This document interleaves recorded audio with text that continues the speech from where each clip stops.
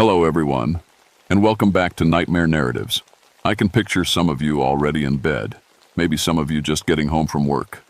Wherever you are, whatever time it is, I'm glad you're here. If this helps you relax or sleep, please like and subscribe. It means a lot. Now let's get you comfortable, and I'll tell you tonight's story. My name is Jerry Whitmore, and I've been a park ranger for 16 years. In all that time, I've pulled 127 people out of bad situations in these mountains. Lost hikers, injured climbers, folks who thought they knew the wilderness better than they did. I always brought them home safe. Until Dismal Hollow. People ask me why I don't work the backcountry anymore. Why I took a desk job when I used to live for those rescue calls. They see my hands shake when I try to drink my morning coffee. Notice how I jump at loud noises. Some think it's just age catching up with me. I'm 41, not exactly old, but the mountains can wear a man down. The truth is different. The truth is, I heard my dead son calling for help from a place where no living child had walked in 50 years. It started on a cold October morning in 1987, the kind of day where fog hangs thick in the valleys and doesn't burn off till noon. I was checking my gear at the ranger station when the call came in. 4 people missing from Virginia Tech, Dr. Margaret Fuller, and 3 graduate students. They were doing some kind of research project in Dismal Hollow, studying what the locals call ghost sounds. The hollow sits about 12 miles from the nearest road, deep in the Jefferson National Forest. It's an 8-mile valley that cuts through the mountains like a wound that never healed. The Cherokee who lived here first called it Nevi Giduv, the place of screaming. White settlers renamed it Dismal Hollow, which isn't much better, if you ask me. My grandmother was part Cherokee, and she told me stories about that place when I was young. How children's voices echo up from the rocks, laughing and playing games that no living kids are playing. How families would hear their dead babies crying in the night. I always figured it was just old mountain tales, the kind every hollow has. I should have listened to those stories. The missing research team had been studying what they called phantom sound phenomena. For over 100 years, people had reported hearing children in that hollow, laughing, screaming, calling for help. Dr. Fuller wanted to record these sounds and figure out what caused them. Maybe it was wind through the caves, or the way sound bounced off the limestone cliffs. She was a scientist. She needed logical answers. I loaded my pack with the usual gear, rope, first aid kit, emergency food, sleeping bag, flares, added some cave rescue equipment since Dismal Hollow has a lot of underground passages. My radio worked fine at the station, but I knew it would be mostly useless once I got deep into the hollow. Something about the iron ore deposits messes with electronics. The drive to the trailhead took 2 hours on winding mountain roads. The whole time, I kept thinking about my son Tommy.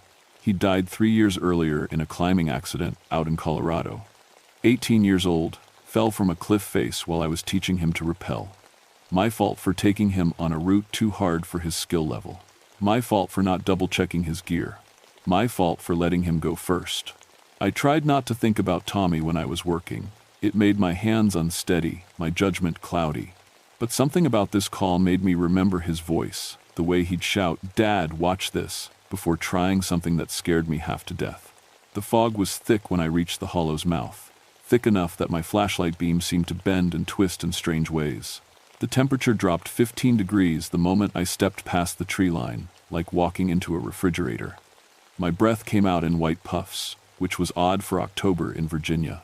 Birds should have been everywhere. Instead, I heard nothing. Not one chirp, not one wing beat.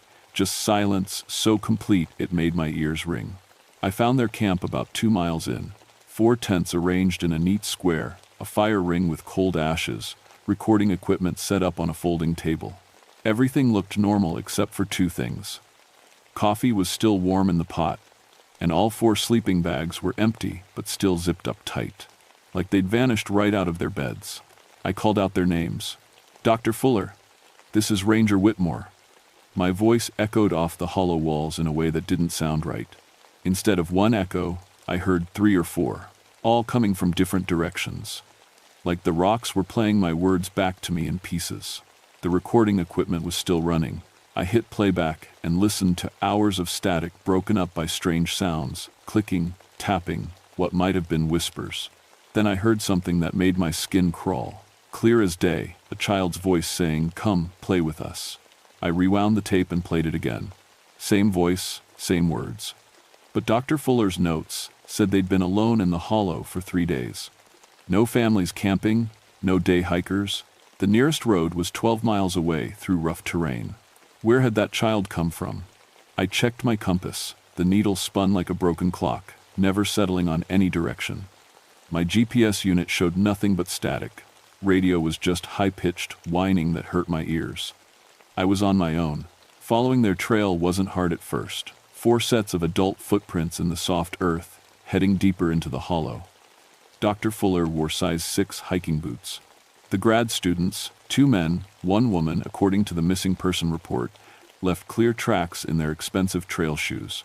The path led toward the limestone cliffs that formed the hollow's back wall. Local maps showed cave systems there, some of them pretty extensive. Maybe the research team had decided to investigate the caves where the phantom sounds seemed loudest. I followed the trail for about a mile before I noticed something wrong. 4 sets of tracks going in, but only 3 coming back out. And the 3 that returned weren't heading back to camp. They angled off toward the north wall of the hollow, toward a section I knew was just solid rock. The 4th trail, Dr. Fuller's small boots, simply ended at the base of a limestone cliff. Not like she'd turned around or climbed up. The tracks just stopped, like she'd walked straight into the stone and disappeared. I examined the cliff face carefully. Solid rock, no openings, no crevices large enough for a person to squeeze through. But her tracks led right to that spot and vanished. That's when I heard the first scream. It came from above me, echoing down from the cliff tops. A child's voice, high and terrified, calling for help. I looked up but saw nothing except gray rock and gray sky.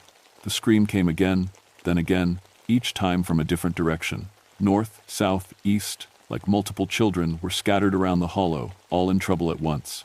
I started climbing toward the sound, using my rope to scale the easier sections. The limestone was slick with moisture, treacherous in the cold air. But I'd done technical rescues before. If kids were trapped up there, I'd find them.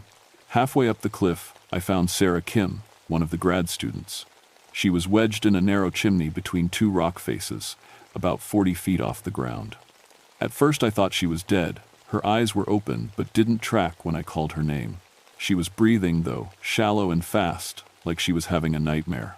Getting her out took 2 hours of careful rope work. She was hypothermic, dehydrated, but alive. When I finally got her down and wrapped in an emergency blanket, she grabbed my arm with surprising strength. "Don't let them take me back," she whispered. "The children want me to play their games forever." I asked her what happened to Dr. Fuller and the other 2 students. Sarah just stared at me with wide, frightened eyes. "They're still playing," she said. "In the deep caves, with the dead children who never got to grow up." I figured hypothermia was making her talk crazy. Cold does funny things to the brain. But when I tried to radio for medical evacuation, something impossible happened. My radio crackled to life with a clear signal. Not the base station, though. Instead, I heard my son Tommy's voice, as clear as if he was standing right next to me. "Dad, Dad, I'm hurt. I need help. I'm in the cave. Dad, why won't you come find me?" I nearly dropped the radio. Tommy had been dead for 3 years, buried in a cemetery 200 miles away. But that was his voice, no doubt about it. Same tone, same way he said "Dad" when he was scared. Sarah was watching me with those wide eyes. "You hear them too now, don't you?" she said. "That's how it starts. First you hear your dead calling, then you go to find them, then you stay forever." The voice came again through the radio static. "Please, Dad, I'm so cold. I'm in the dark and I can't find my way out. Help me." Every parent knows their child's voice. This was Tommy, somehow calling to me from whatever lay beyond death. My rational mind said it was impossible. My heart said my boy needed help. That's when I made the biggest mistake of my life. I decided to go deeper into the hollow and find out what was really happening in those caves. I should have carried Sarah out right then and called for backup. Should have sealed off the whole area and let someone else investigate. But I heard my dead son calling for help, and nothing else mattered. I made Sarah as comfortable as possible and gave her my emergency beacon. If I didn't come back, she could signal for help. Then I gathered my cave gear and headed toward the sound of my son's voice. The main cave entrance was hidden behind a curtain of hanging moss, about 6 feet wide and tall enough to walk through without ducking. My flashlight beam seemed weak in the darkness, like the cave was swallowing the light. Tommy's voice echoed from deep inside. "This way, Dad. I'm down here." I followed a narrow passage that sloped steadily downward. The limestone walls were slick with condensation, and my breath came out in white puffs. After about 50 yards, the passage opened into a large chamber with a pool of black water at the center. That's where I found grad student Michael Chen. He was floating face down in the pool, which the map said was only 6 feet deep. But when I waded in to pull him out, I couldn't find the bottom. The water just kept going down, deeper and deeper, until my rope ran out at 40 feet. Michael was dead. Had been for at least a day. But here's the thing that still gives me nightmares. There wasn't a mark on him. No injuries, no signs of drowning. He looked peaceful, like he'd just decided to take a nap underwater. I dragged him to the shore and tried CPR anyway. That's when I heard the children laughing. It started as giggles echoing from the chamber walls, like kids playing hide and seek. Then more voices joined in, dozens of them, all children but from different time periods. Some sounded like they were speaking old-fashioned English. Others used words I didn't recognize, maybe Cherokee. I spun around with my flashlight, looking for the source of the laughter. The beam caught something that made my blood freeze. Children's footprints in the mud around the pool. Dozens of them, all different sizes, all bare feet. Some looked fresh. Others seemed worn and faded, like they'd been there for years. But there were no children in the cave, just me and Michael's body and the sound of phantom kids playing games in the dark. Tommy's voice called again, fainter now. "Dad, I'm further down, in the deep place, please come find me." Against every instinct I had, I left Michael's body and followed the voice deeper into the cave system. The passages branched and twisted, leading me through chambers filled with strange rock formations. Limestone pillars that looked like twisted trees, flowstone that resembled frozen waterfalls, and everywhere, children's voices. Calling, laughing, singing old songs I almost remembered from my grandmother's stories. In the third chamber, I found Dr. Fuller. She was sitting cross-legged in the center of the room, staring at the cave wall. Her expensive outdoor gear was soaked through, and ice crystals had formed in her hair. But she was breathing. "Dr. Fuller," I called, "it's Ranger Whitmore. I'm here to help." She turned to look at me, and I saw something in her eyes that wasn't quite human anymore, like she was seeing things that weren't there. Or maybe seeing things that were there but shouldn't be. "They're so beautiful," she whispered. "The children. They've been waiting so long for someone to play with them. They don't understand why everyone always runs away." I moved closer, keeping my flashlight trained on her face. "Dr. Fuller, you're hypothermic. We need to get you out of here." She laughed, and it sounded like the phantom children's laughter echoing around us. "You can't leave once they choose you. They chose me. They chose Michael and David and Sarah. And now, they're choosing you." "Where's David?" I asked. The last grad student was still missing. Dr. Fuller pointed deeper into the cave.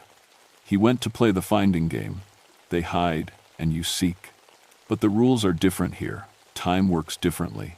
Some of the children have been hiding for 200 years. That's when I understood what I was dealing with. This wasn't just some natural acoustic phenomenon. The hollow was haunted. Really, genuinely haunted, by the spirits of children who died there over the centuries. The Cherokee Place of Screaming wasn't just a scary name. It was a warning. Tommy's voice drifted up from a narrow passage to my left. "Dad, I'm here. In the deep dark. Come find me." Dr. Fuller was watching me with those strange eyes. "He's not your son," she said, "but he could be. They can be whatever you need them to be. Whatever loss you're carrying. They just want someone to play with forever." I knew she was right. Tommy was buried in Colorado, 3 years dead. But the voice was so perfect, so exactly like my boy when he was scared and needed his dad. How could I not follow? I made myself turn away from the passage where Tommy's voice was calling. Instead, I picked up Dr. Fuller and started carrying her toward the entrance. She fought me at first, saying the children would be angry if she left them alone again. But as we got closer to daylight, she seemed to come back to herself. The strange look left her eyes, replaced by confusion and terror. "Oh God," she whispered, "what happened to us down there? What were those things?" I was about to answer when we heard screaming from outside the cave. Real screaming, from a living person. Sarah was under attack.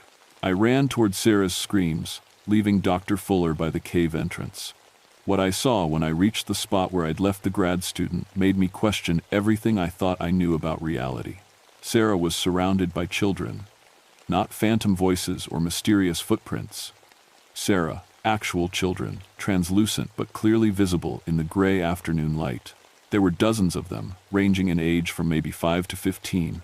Some wore old-fashioned clothes from a century ago. Others were dressed in buckskin and feathers. A few looked like they might have been wearing 1,930 seconds work clothes. They were all holding hands in a circle around Sarah, dancing and singing in voices that sounded like wind through dead leaves. Sarah was in the center, spinning slowly with her arms outstretched, laughing with an expression of pure joy on her face. But her eyes were wrong, empty, like something else was looking out through them. "Sarah," I shouted. "Sarah, snap out of it." The children stopped dancing and turned to look at me. Their faces were beautiful and terrible at the same time. Perfect features, marred by the gray pallor of death. When they spoke, their voices overlapped like a chorus. "She's playing with us now," they said. "She doesn't want to leave." None of the grown-ups ever want to leave once they remember how to play. I pulled out my emergency flare and popped it. Brilliant red light flooded the hollow, and the phantom children scattered like smoke. Sarah collapsed, unconscious but breathing. That's when Tommy stepped out from behind a tree. He looked exactly like he had the day he died.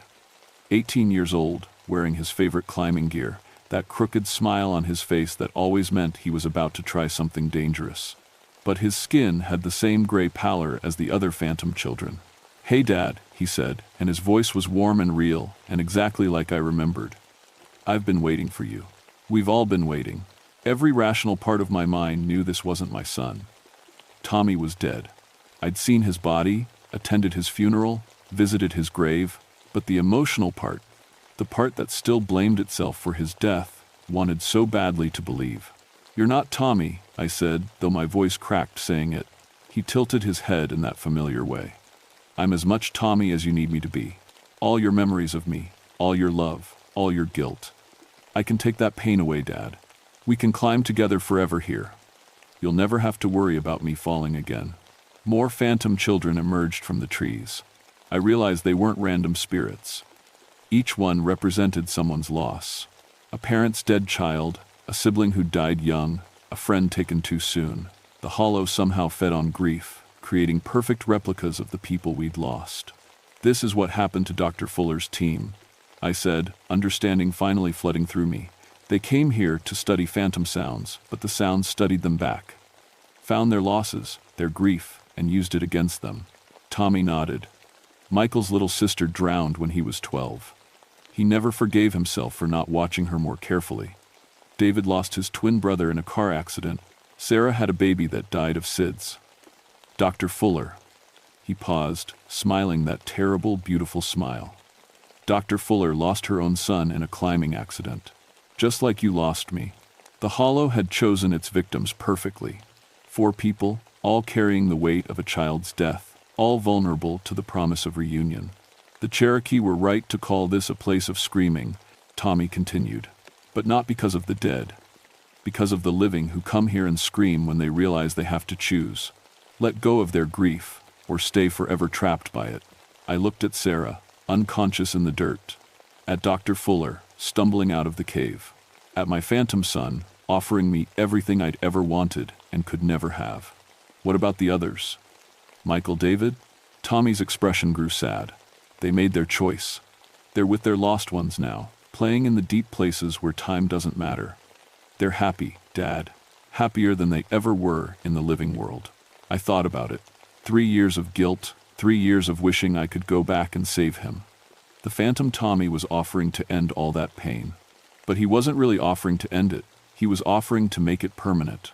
"No," I said, raising another flare. "I love my son, but you're not him. You're just my guilt wearing his face." The phantom Tommy's expression twisted with rage. "Then you choose to suffer forever." The temperature plummeted. Ice formed on the trees around us. The phantom children returned, dozens of them now, all the young victims of Dismal Hollow's 200-year history. They reached for me with translucent hands, and where they touched, my skin burned with cold. I lit flare after flare, creating a circle of red light. The spirits couldn't cross into the bright glow, but they pressed against it like moths against glass. "Dad, please," the thing wearing Tommy's face pleaded. "I'm so alone here. I need you." That almost broke me. But I remembered what my Cherokee grandmother had taught me about spirits who fed on sorrow.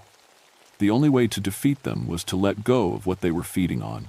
"I love you, Tommy," I said to the phantom. "I loved my real son, but I forgive myself for his death. It was an accident, not my fault, and I choose to live with that truth instead of hiding in beautiful lies." The phantom children shrieked like wind through a graveyard. One by one, they faded until only the false Tommy remained. "You could have had forever," he said. "Forever isn't worth it if it's not real," I replied. He smiled one last time, and for just a moment, looked like my real son instead of a hungry ghost. Then he was gone.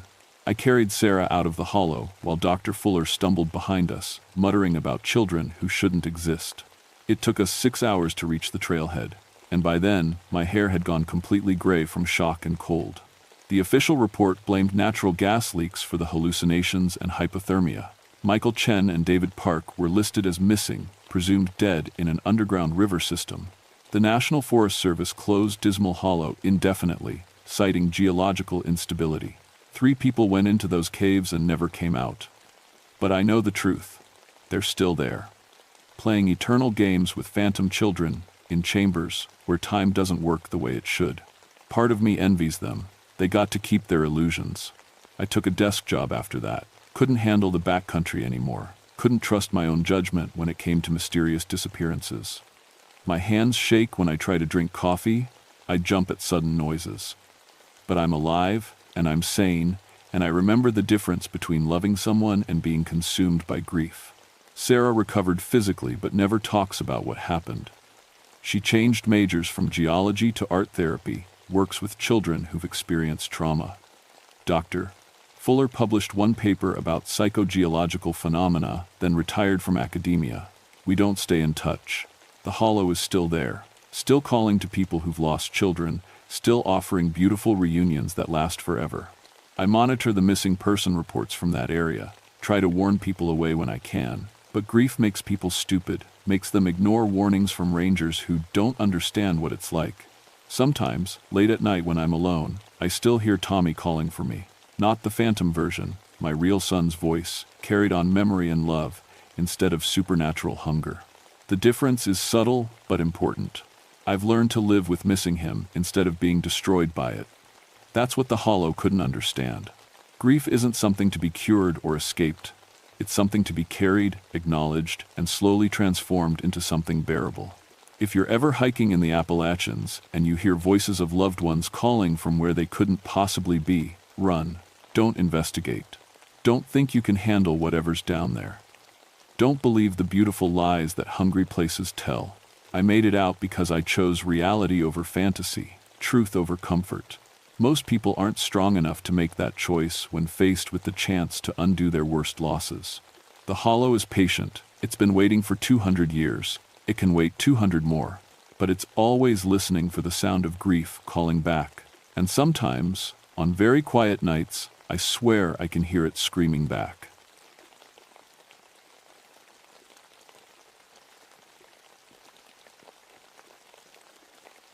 My name is Caleb Ironwood, but everyone just calls me Cal. I've been a park ranger for 19 years now, working the rough country of West Virginia's Monongahela National Forest. Most folks think ranger work is all about helping lost hikers and putting out campfires. But when you're assigned to places like Black Damp Ridge, your job gets a whole lot darker. I specialize in what they call industrial heritage site preservation. Sounds fancy, right? What it really means is I spend my days making sure old mining sites don't kill anybody. West Virginia is full of holes in the ground where men used to dig coal, and most of those holes are still hungry. The Hartwell Mining Complex sits 18 miles from the nearest town, deep in mountains that cell phones can't reach. It's a scarred piece of land with 147 mine shafts, some dating back to 1000, 890.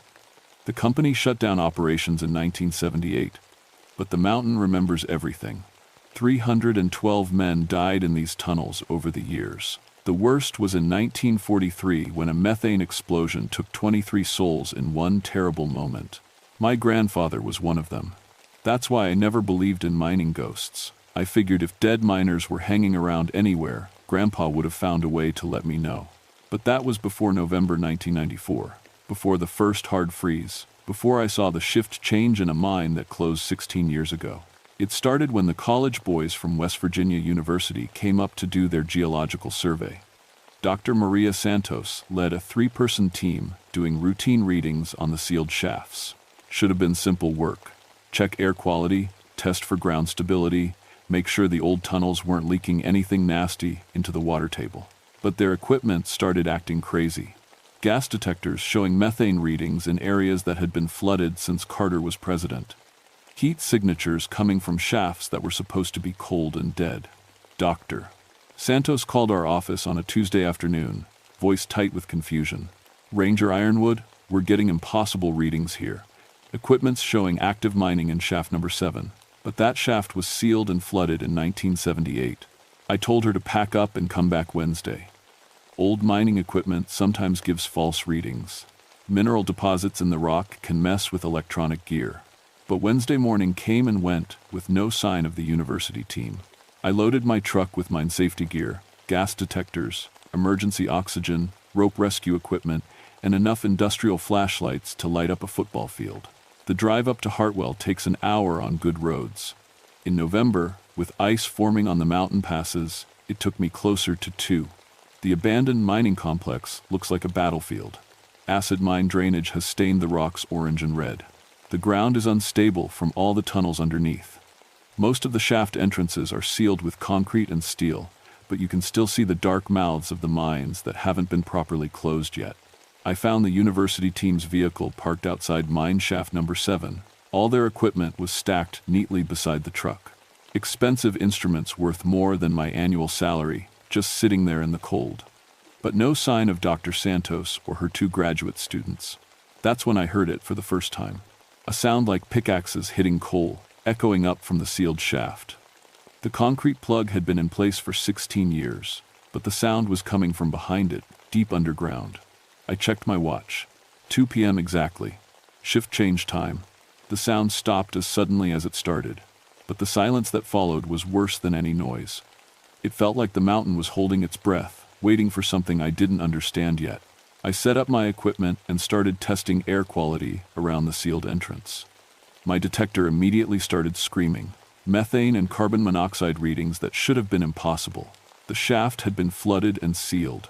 There shouldn't be any gases at all, let alone the kind that kill miners. But there they were, seeping through solid concrete like the mountain itself was bleeding poison.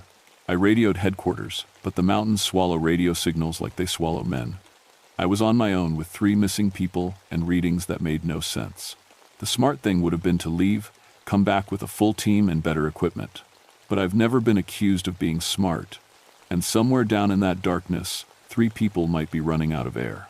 The temperature was dropping fast as the sun got low behind the ridgeline. Ice was forming at the mine entrances, and the wind through the shaft openings made sounds like voices calling from far away. I've heard that sound 1,000 times in my years working these mountains. Usually, it's just air moving through rock. Usually. But as I stood there in the growing darkness, listening to the mountain sing its cold song, I couldn't shake the feeling that something was different this time. Something was wrong with Hartwell Mining Complex. Wrong in a way that made my grandfather's old mining helmet, sitting on my truck's dashboard, seem to glow in the last light of day. I should have left then. Should have called for backup and come back in the morning with a full rescue team. But when you've spent 19 years pulling people out of places that want to kill them, you develop instincts about these things. And my instincts were screaming that Dr. Santos and her students didn't have until morning.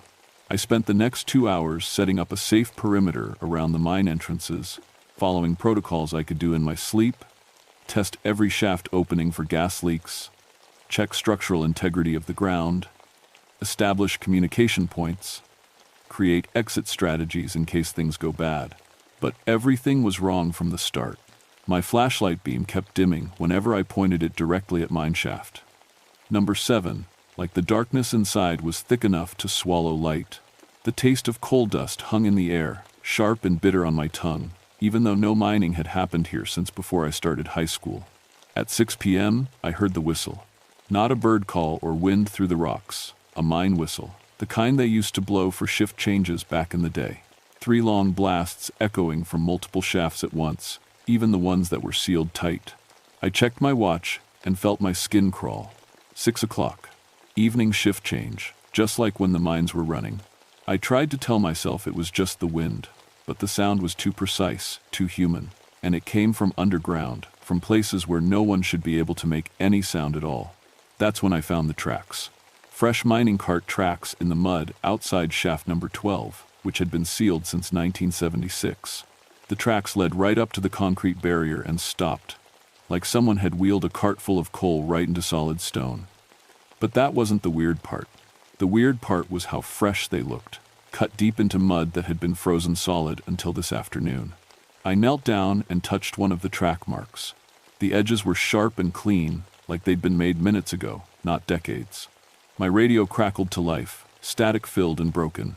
Through the interference, I could swear I heard voices speaking in heavy mountain accents, talking about tonnage and shift quotas and a cave-in in number 7. But when I tried to respond, the voices cut out, leaving nothing but dead air. I decided to check the abandoned mine office, a concrete building that sat halfway between the parking area and the shaft entrances. Maybe the university team had taken shelter there when their equipment started acting up. The office door was unlocked, which was strange since I keep all the buildings secured. Inside, everything was covered in a thick layer of dust, except for one spot. Someone had been sitting at the old supervisor's desk recently, a clear outline in the dust where papers had been moved, where someone had rested their arms while writing. On the desk, I found a time card. It was yellowed and brittle, the kind they used in the 1,940 seconds. But the ink was fresh, and the signature at the bottom made my blood run cold. J. Ironwood, shaft foreman. My grandfather's name. Written in his handwriting, which I recognized from old birthday cards and letters. But my grandfather had been dead for 51 years. I stuffed the time card in my jacket pocket and got out of that office fast. But as I stepped outside, I heard something that made me freeze in place. The sound of pickaxes hitting coal, rhythmic and steady, coming from shaft number 7. The shaft that was sealed, the shaft that was flooded, the shaft where Dr. Santos and her team had been taking readings when they disappeared. I grabbed my heavy-duty flashlight and walked over to the concrete barrier. The sounds were definitely coming from behind it, along with something else. The scrape of shovels, the creak of wooden support beams, and voices. Men talking in low, tired voices about the work they were doing. I pressed my ear against the concrete. The voices got clearer. Jimmy, get that cart moved.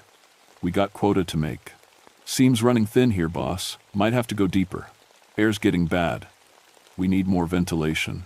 Normal mining talk, except for one problem. These men were supposed to be dead. My gas detector started screaming again. I looked at the readings and felt my stomach drop. Carbon monoxide levels were spiking, but they were coming from the other side of the concrete. Somehow, gas from an active mining operation was seeping through a barrier that should have been airtight. That's when I found Dr. Santos. She was sitting on the ground about 50 yards from shaft number 7, back against a tree, looking like she was taking a rest break.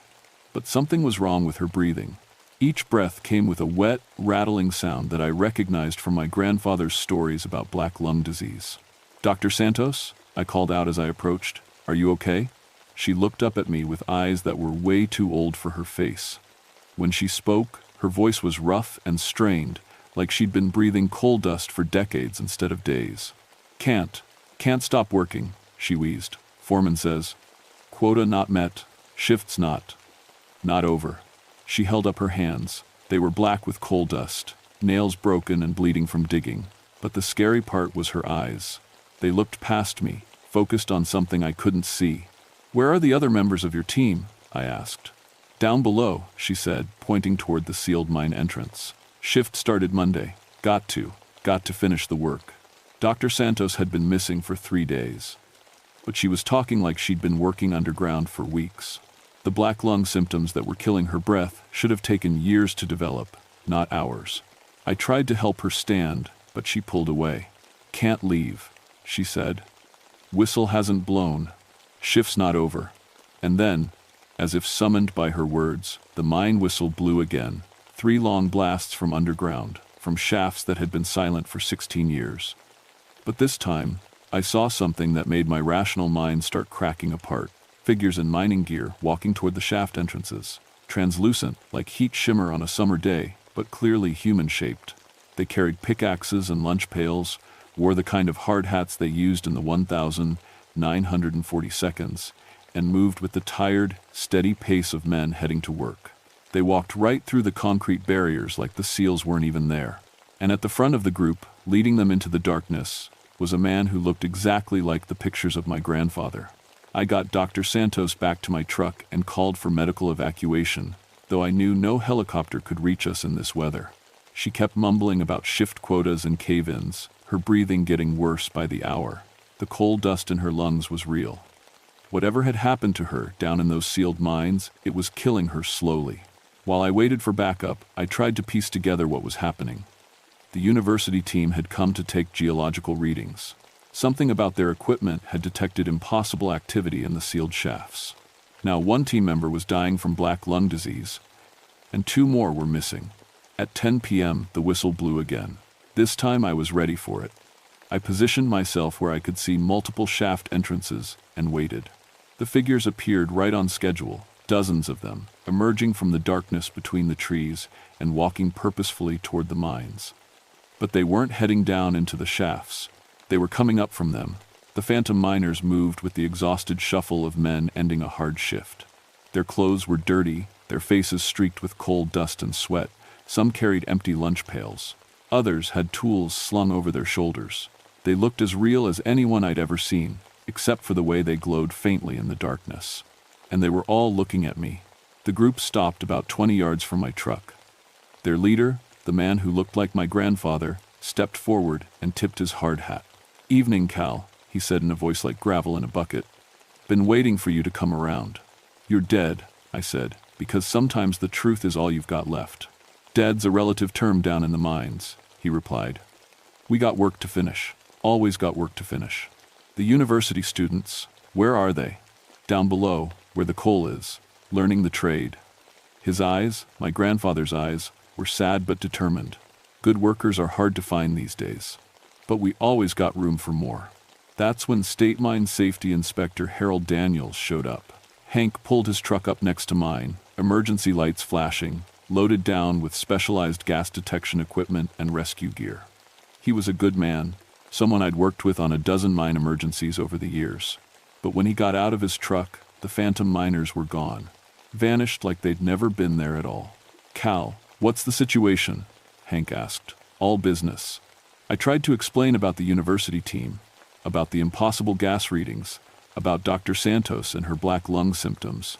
But how do you tell someone that a mine closed 16 years ago is still operating with a crew of dead workers? Hank listened patiently, then started setting up his equipment. He was a practical man who believed in science and proper procedures. Gas leaks, he could handle. Equipment failures, he'd seen plenty. But ghosts? That wasn't in his training manual. "Probably got some kind of geological shift," he said, checking his readings. "Underground river changes course, opens up old gas pockets. Happens more than you'd think." His detector started screaming immediately. "Jesus Christ," he muttered, staring at the display. "These readings are off the charts. How long has this been going on?" "Since Tuesday," I said, when the university team first reported the anomalies. "We need to evacuate this whole area," Hank said. "These gas levels could cause an explosion that would take half the mountain down." But as we worked to set up a wider safety perimeter, things got worse. At midnight, we found the second graduate student. His name was Kevin Wu, and we discovered him inside mine shaft number 12, which should have been impossible since that entrance was sealed with 3 feet of concrete. But there he was, sitting on the ground just inside the barrier, aged 20 years and 3 days. Kevin's hair had gone completely gray. His face was lined with deep wrinkles, and his hands shook with the tremor of an old man. When he spoke, It was in the heavy mountain accent of miners from the 1940s, using words and phrases that went out of style before he was born. "Shift's running long tonight," he said, looking at us with eyes that were far too old. "Foreman's pushing hard for quota. Says, we're behind schedule. Kevin, it's Ranger Ironwood. Do you remember me? Do you remember the university survey?" He stared at me for a long moment, confused. Then something cleared in his expression. "Survey?" he said, his voice cracking back to normal. "Oh God, the survey. How long have I been down there? It feels like years." 3 days, I told him.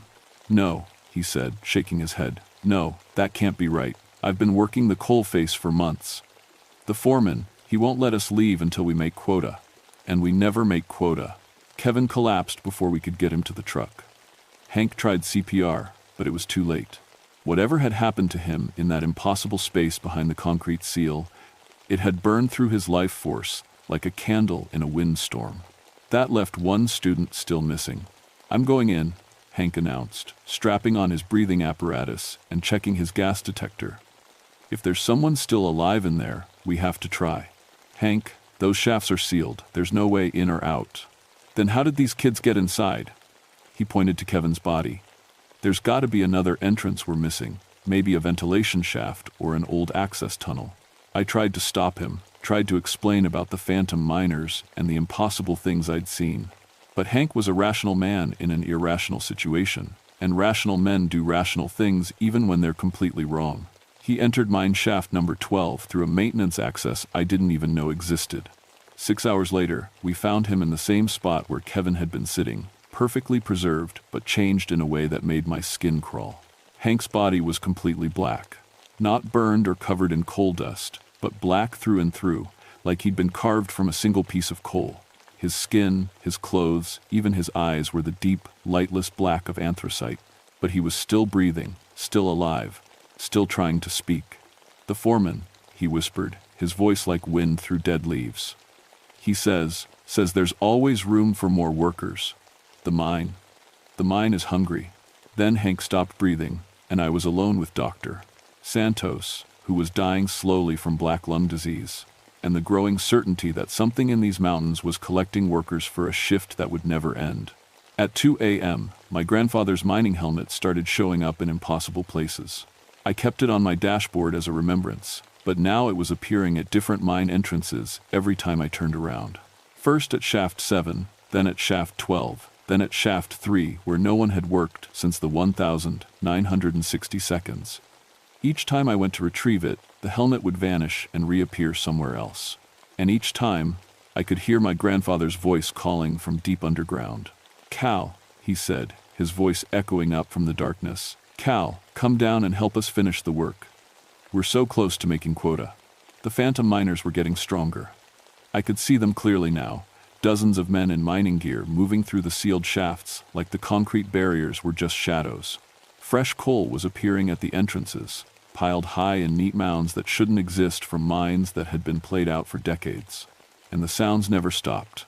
Pickaxes and shovels, cartwheels on rails, men calling out warnings about gas pockets and unstable walls. The sounds of an active mining operation running at full capacity, all of it coming from underground spaces that were supposed to be flooded and silent. My radio crackled again, and this time the voice was clear. "Ranger Ironwood, this is Marcus Chen, University Geology Team. Can anyone hear me?" "The third student. The one still missing." "Marcus, this is Cal Ironwood. Where are you?" "I'm trapped." His voice came through the static. "I'm in some kind of mine tunnel, but it's not on any of the survey maps. There are men here, working. They say I can't leave until the shift is over. But the shift never ends." "It never ends." The radio went dead. I stood there in the darkness, surrounded by the sounds of impossible mining operations, holding my grandfather's helmet that kept appearing and disappearing like a supernatural calling card. Dr. Santos was dying in my truck. 3 men were dead. And somewhere in the mountain, Marcus Chen was trapped in a mine that shouldn't exist, working a shift that had been running for 51 years. The mine whistle blew again, long and mournful in the night. And I realized that if I wanted to save Marcus Chen, I was going to have to go down into the darkness and punch a time card for a job that would last forever. At 6 a.m., I made the decision that probably saved my life and definitely changed it forever. I was going into the mines. Dr. Santos had finally succumbed to the black lung disease, dying in my truck as the sun came up over the mountains. Her last words were about shift quotas and the foreman's expectations. 3 good people were dead, and Marcus Chen was still trapped somewhere in the impossible tunnels beneath Black Damp Ridge.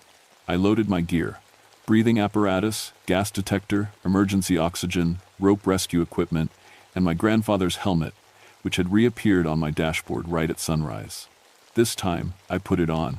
The moment the old helmet settled on my head, everything changed. I could see the mines as they really were, not the sealed, flooded shafts of 1,994, but the active, dangerous tunnels of 1,943. The concrete barriers were still there, but now they were like heat shimmer, insubstantial as a memory.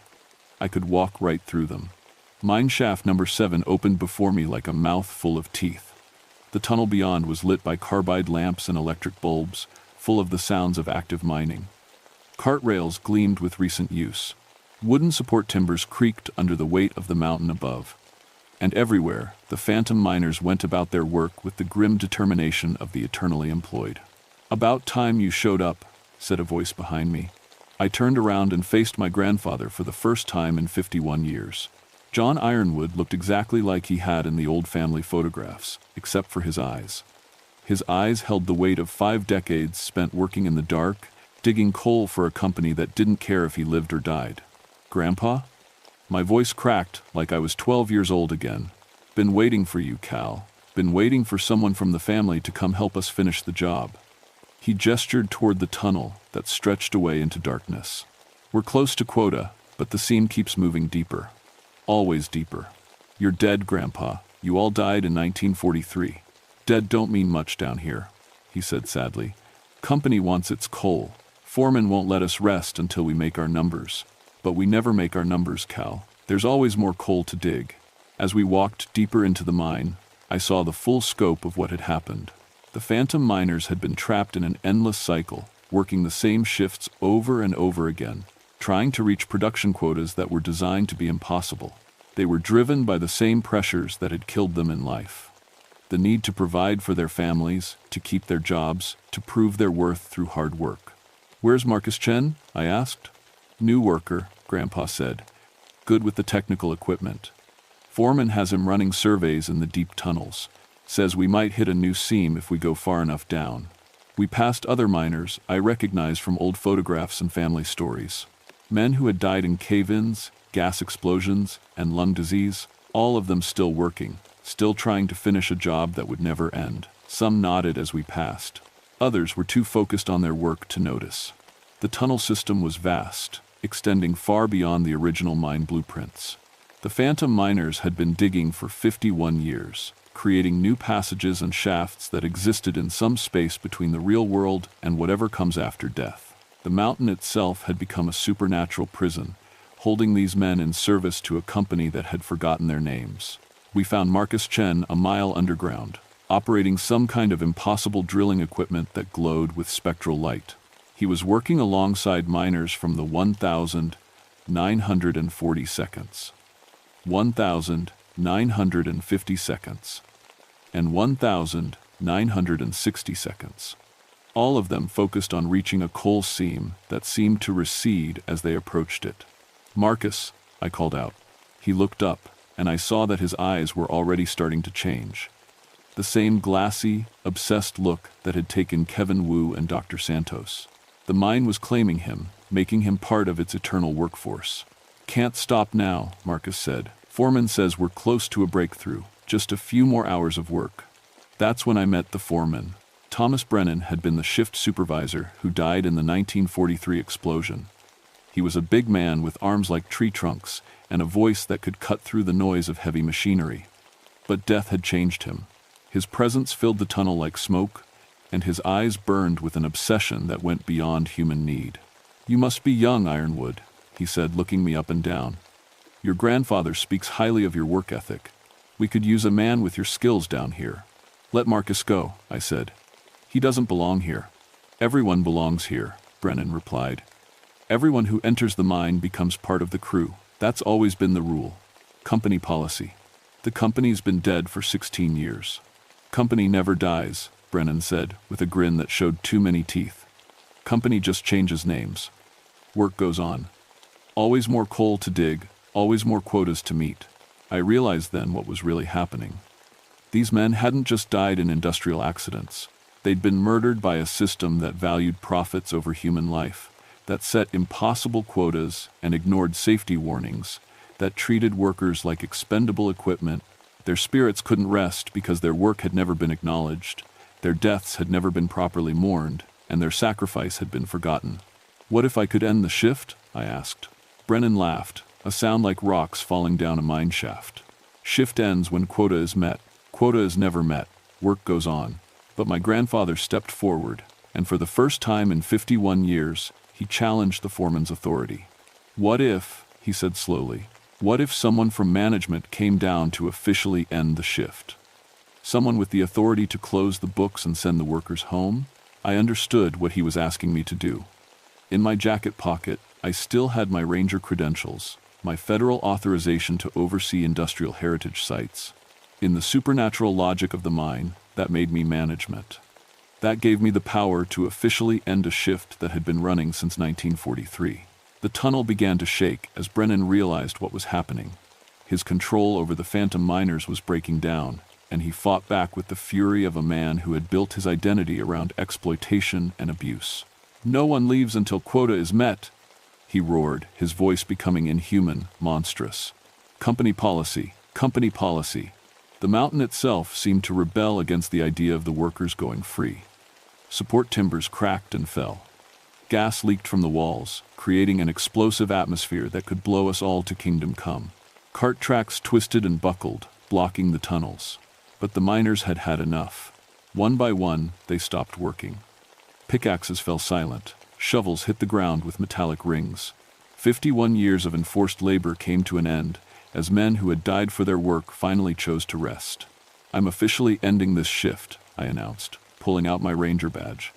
"All workers are released from duty. Time cards are signed. Quotas are suspended, pending safety review." The phantom miners began to fade, but not with sadness. They looked relieved, grateful, finally free to go home to families they'd been trying to support for over half a century. My grandfather was the last to go. "Take care of the mountain, Cal," he said, his voice growing distant. "There are other mines, other workers who can't rest. Remember us." And then they were gone, leaving me alone with Marcus Chen and a tunnel system that was collapsing back into the real world. The supernatural extensions of the mine vanished, the impossible equipment disappeared, and suddenly we were just two men lost in a flooded mine shaft with rapidly depleting oxygen. Getting out took 6 hours of crawling through unstable tunnels and swimming through flooded passages. By the time we reached the surface, rescue teams were arriving, drawn by the emergency beacon I'd activated before going underground. Marcus made a full recovery, though he never spoke publicly about what happened in the mines. The official report blamed gas leaks and hallucinations caused by carbon monoxide poisoning. The university called off its geological survey and sealed the case files. But I knew the truth. The phantom miners of Black Damp Ridge were finally at rest. 6 months after the incident at Hartwell Mining Complex, I was diagnosed with chronic respiratory disease and forced into early medical retirement. The mine had taken its toll on me, just like it had taken its toll on everyone who went down into those tunnels. But I was alive, which was more than Dr. Santos, Kevin Wu, and Inspector Daniels could say. The mining complex was officially designated as structurally compromised and closed to public access. Heavy security was installed, and the remaining open shafts were sealed with industrial-grade barriers. The cover story involved methane pocket explosions and unstable ground conditions. No mention was made of phantom miners or supernatural phenomena. But the work wasn't finished. During my recovery, I started researching other abandoned mining sites throughout Appalachia. What I found disturbed me more than anything I'd experienced at Black Damp Ridge. Similar reports were coming in from dozens of locations. Unexplained sounds, equipment malfunctions, workers who disappeared or died under impossible circumstances. The coal industry had left scars across these mountains that went deeper than abandoned shafts and toxic runoff. Generations of workers had died in preventable accidents, killed by companies that prioritized profits over safety. Many of those workers were still trapped, still working, still trying to meet quotas for employers who had forgotten their names. I established a registry through the National Park Service, documenting sites where industrial accidents had created what I called unfinished business hauntings. Miners, steel workers, railroad men, anyone who had died on the job in circumstances that prevented proper closure. The list grew longer every month. Marcus Chen recovered from his ordeal and went on to become a leading researcher in what he carefully termed geological anomalies associated with industrial heritage sites. He never used the word supernatural in his papers, but anyone who read between the lines could understand what he was really studying. The phantom miners of Black Damp Ridge stayed quiet after our encounter, but I monitored the site regularly. Every few months, I'd find fresh coal on my truck tailgate, or discover my grandfather's helmet in impossible locations. Small signs that the connection between our world and theirs wasn't completely severed. And sometimes, on November nights when the wind is right and the mountain air carries sounds from impossible distances, I can still hear the mine whistles blowing shift changes for workers who punched out 51 years late. The mountains of West Virginia are full of holes where men used to dig coal, and some of those holes remember everything. If you're ever hiking in abandoned mining country and you hear the sound of pickaxes or machinery coming from sealed shafts, don't investigate, don't try to help.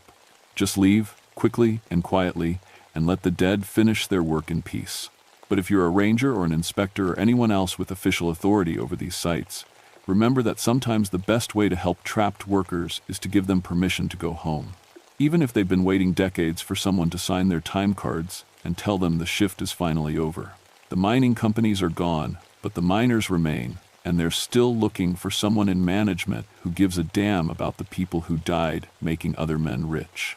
Sometimes that's all it takes to set things right. Sometimes that's enough to let the dead finally rest. Asterisk. Final word count, approximately 4,200 words.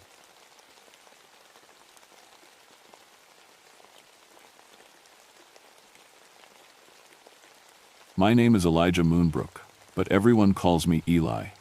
I've been a park ranger for 13 years now, working the deep hollows and high ridges of the Great Smoky Mountains.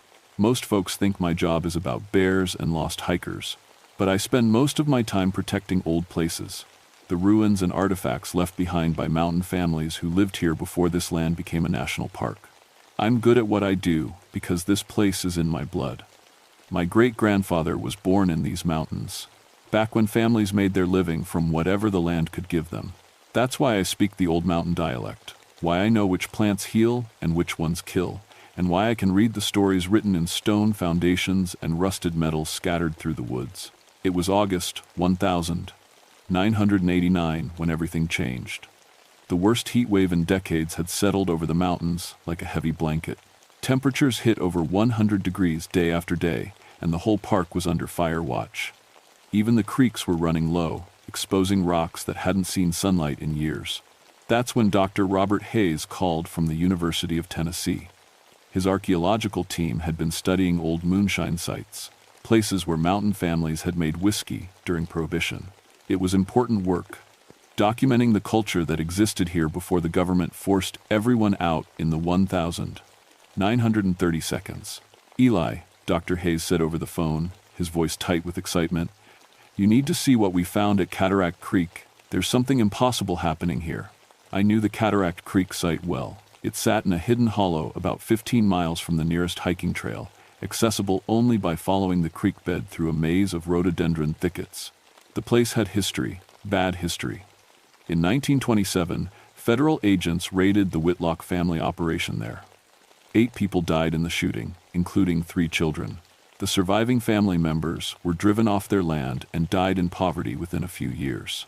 When I reached the site 3 days later, I found Dr. Hayes' camp, but no Dr. Hayes. His tent was still set up, breakfast dishes unwashed, notebook open to pages covered with increasingly frantic handwriting. The last entry read, "The still is active, impossible but true, fresh mash, warm copper, perfect whiskey." How can this be? I followed the path through the trees to where the old Whitlock homestead had stood. The stone foundation was still there, along with the remains of a root cellar and what had once been a barn. But it was the moonshine still that made my skin crawl. The copper pot gleamed like it had been polished yesterday. Steam rose from the mash barrel, and I could smell the sharp, sweet scent of fermenting corn. A thin stream of clear liquid dripped from the copper coil into a mason jar that was already half full. I touched the copper. It was warm. That should have been impossible. The Whitlock still had been destroyed in the raid 62 years ago. Even if someone had rebuilt it, there was no way to haul the heavy copper pots this deep into the wilderness without leaving obvious trails. I pulled out my camera to document the scene, but the LCD screen showed nothing but static. My GPS unit spun wildly before showing an elevation reading that put me 300 feet underground. Even my compass needle swung in lazy circles, unable to find magnetic north. The heat was getting to me. That had to be it. I was seeing things, my equipment was malfunctioning because of the temperature, and my imagination was filling in the rest. But when I knelt by the mash barrel and looked inside, I saw fresh corn and barley still floating on top, and the smell was so strong it made my eyes water. That's when I heard the voices. They drifted through the trees like smoke, speaking in the old mountain dialect my great-grandfather had taught me. Two men discussing the weather, worrying about federal agents, debating whether they had enough sugar to finish the next batch. The voices were clear as day, but when I looked around, I saw nothing but empty woods. I spent that first night at Dr. Hayes' abandoned camp, listening to sounds that shouldn't exist. Glass clinking against glass. Footsteps on wooden floors where no floors remained. The creak of wagon wheels and the soft snort of mules. Sometimes I caught glimpses of movement in my peripheral vision. A figure in overalls walking between trees. A woman hanging laundry on a line that wasn't there. By morning, I had convinced myself it was heat, exhaustion, and stress. But when I returned to the still site, I found a fresh jar of moonshine sitting on a stump, still warm from the process. The liquid inside was crystal clear and smelled like heaven. I didn't drink it. Something deep in my gut told me that would be a mistake I'd never recover from. The next day brought Dr. Margaret Riddle, the park historian I'd called for consultation. Margaret was a tough woman in her 50s who had spent 30 years documenting Appalachian culture. If anyone could explain what was happening at Cataract Creek, it would be her. "This is remarkable," she said as we stood before the active still.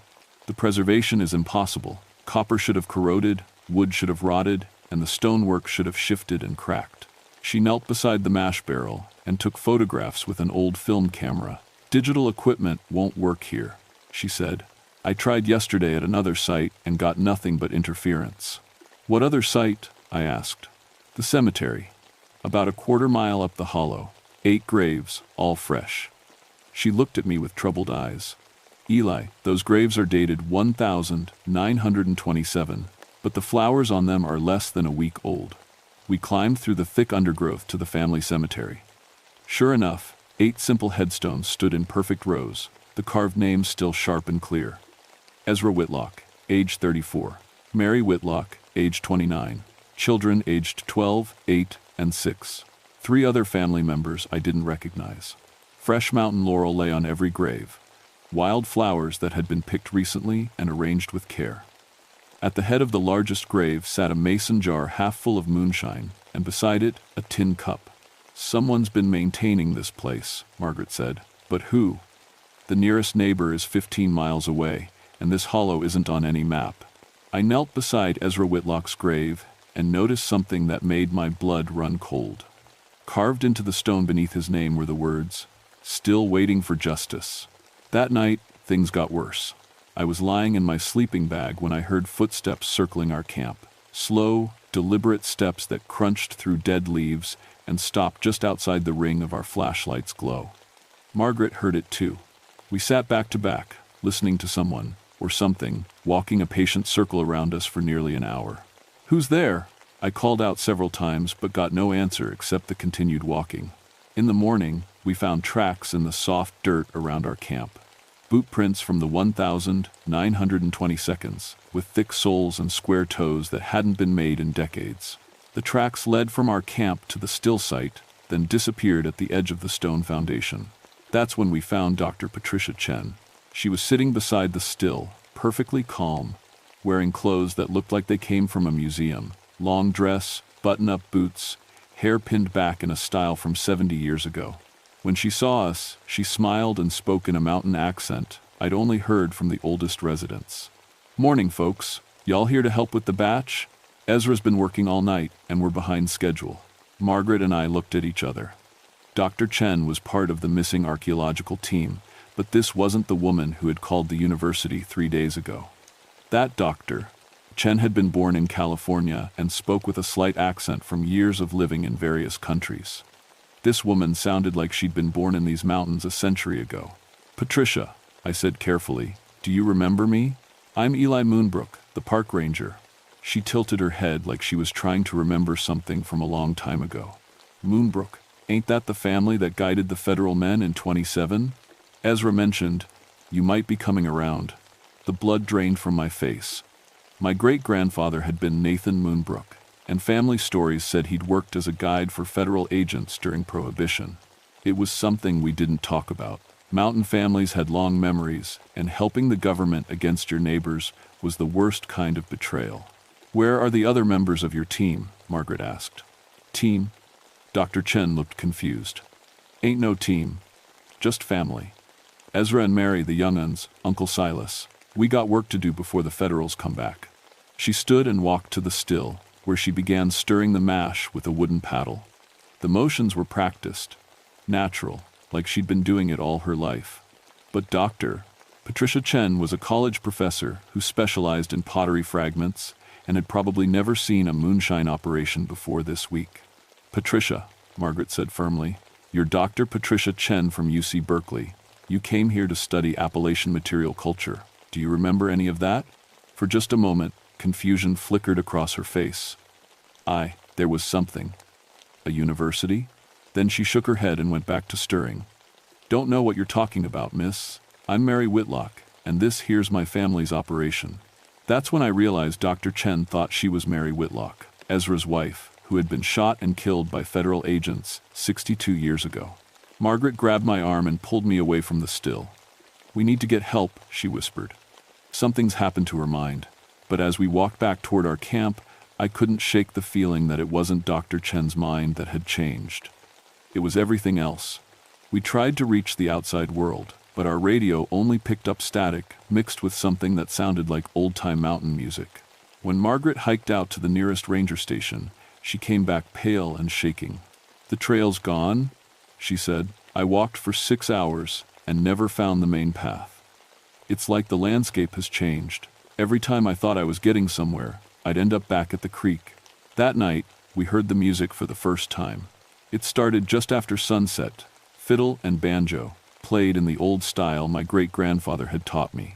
The music drifted through the trees from the direction of the homestead, accompanied by voices singing songs I recognized from childhood. Mountain ballads about love and death, about leaving home and never coming back. Against every instinct I had, we followed the music. The homestead ruins were transformed. Where there had been only stone foundations and scattered debris, now I saw the ghost of what had once stood there. Translucent walls shimmered in the moonlight, and through them I could see people moving around. A man in overalls worked at the still, while a woman in a long dress fed chickens that weren't there. Children played with a dog that cast no shadow. "Do you see them?" Margaret whispered. I nodded, not trusting my voice.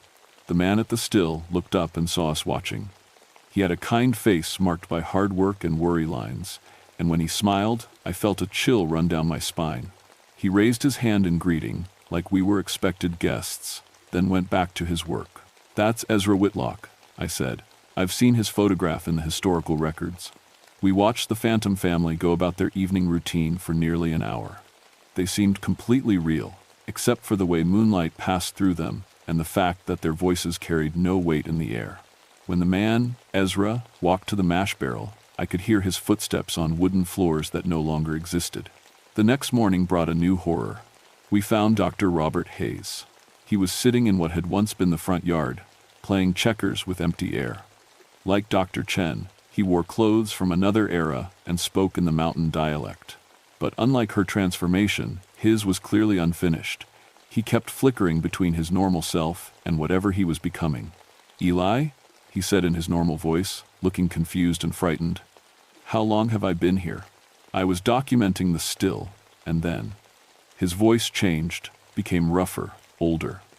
Then Silas asked if I wanted to learn the family business. Good, honest work, better than what them government men offer. Bob, I said, you're Dr. Robert Hayes from the University of Tennessee. You called me 4 days ago about impossible artifacts. He stared at me for a long moment, and I could see him fighting to remember. University. Yes, I remember. But that was before Silas showed me how the family takes care of its own. He gestured to the empty space beside him. Silas Whitlock, meet Eli Moonbrook. Eli's great-granddaddy helped the Federals, but Silas says a man ain't responsible for his family's mistakes. Margaret touched my arm. We need to get them out of here. But when we tried to lead Dr. Hayes away from the homestead, he became agitated and refused to move beyond a certain invisible line. Can't leave, he said, switching back to his normal voice for a moment. They need me to help with the work. If I leave, they'll be alone again. That's when I understood what was happening. The Whitlock family wasn't just haunting this place, they were rebuilding their community. They were recruiting the living to replace the family members they'd lost. That night, Margaret started changing too. I woke to find her gone from her sleeping bag. I followed the sound of voices to the still site, where I found her deep in conversation with empty air. She was discussing the proper way to proof whiskey with someone I couldn't see, nodding and taking notes in a small notebook. Margaret, I called. She looked up, and for a second, her eyes were those of a stranger. My name's Annie, she said in a mountain accent. Annie Whitlock. Ezra's sister. Then she blinked, and she was Margaret again. Eli? What happened? I was in my sleeping bag, and then I was here talking to. She looked around in confusion. Who was I talking to? But I had seen the notebook in her hand. When she looked down at it, the pages were covered with handwriting that wasn't hers. Detailed notes about moonshine production written in an old-fashioned script. The transformation was accelerating. By the third day, Margaret was spending more time as Annie Whitlock than as herself. Dr. Hayes had stopped responding to his real name entirely and introduced himself as William Whitlock, a family member who had died in the 1927 raid. And Dr. Chen never broke character at all. She worked at the still from dawn to dusk, humming mountain songs and talking to family members. I couldn't see about the weather and the crops and when the federal agents might come back. I was the only one left who remembered the real world, and I could feel the pressure building in my skull like water behind a cracked dam. Every hour I spent at the homestead, every breath of air that carried the scent of mash and wood smoke, every word I heard spoken in the mountain dialect pulled me deeper into their reality. On the fourth night, I dreamed I was Nathan Moonbrook, my great-grandfather, leading federal agents through the mountains toward the Whitlock operation. In the dream, I knew what would happen: the shooting, the death of children, the destruction of a family that had never hurt anyone. But I couldn't stop walking, couldn't change the path that led to 8 graves in a hidden cemetery. I woke up speaking in my great-grandfather's voice, and for a terrifying moment, I couldn't remember my own name. On the 5th morning, I made the decision that probably saved my life, or maybe damned it. I was going to drink the moonshine. It sounds crazy, but I had noticed something about the others. Their transformations had started after they'd spent time near the still, breathing the fumes and absorbing the atmosphere. But none of them had actually tasted the whiskey. The mason jars sat untouched, always full, always waiting. Maybe the whiskey was the key. Maybe it would complete the transformation and make me one of them forever, or maybe it would show me the truth behind what was happening. Either way, I was losing myself piece by piece, and I needed answers before I lost the ability to ask questions. I walked to the still at dawn, when the mountain air was thick with mist, and the only sounds were creek water running over stones and the distant call of a wood thrush. The jar of moonshine sat where it always did, clear as mountain water and twice as dangerous. I picked it up and looked through the translucent liquid at the world beyond. For just a moment, I saw the homestead as it really was, empty ruins covered with 70 years of neglect. Then I tilted the jar to my lips and drank.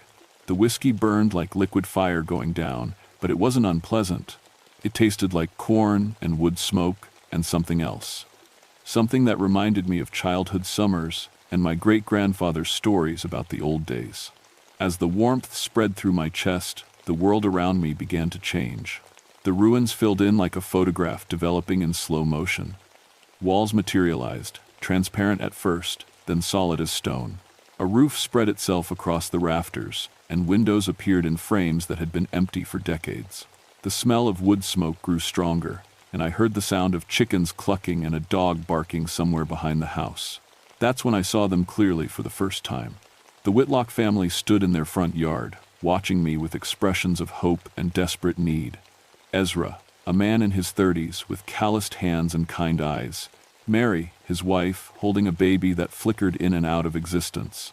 3 children, ranging from 6 to 12, all dressed in their Sunday best despite the early hour. And standing slightly apart from the family group were my colleagues, Dr. Hayes, Dr. Chen, and Margaret. But they looked different now. Solid. Real. Like they had always belonged here. "Welcome home, Nathan," Ezra said, and I realized he was speaking to me in my great-grandfather's name. "I'm not Nathan," I said. "I'm Eli."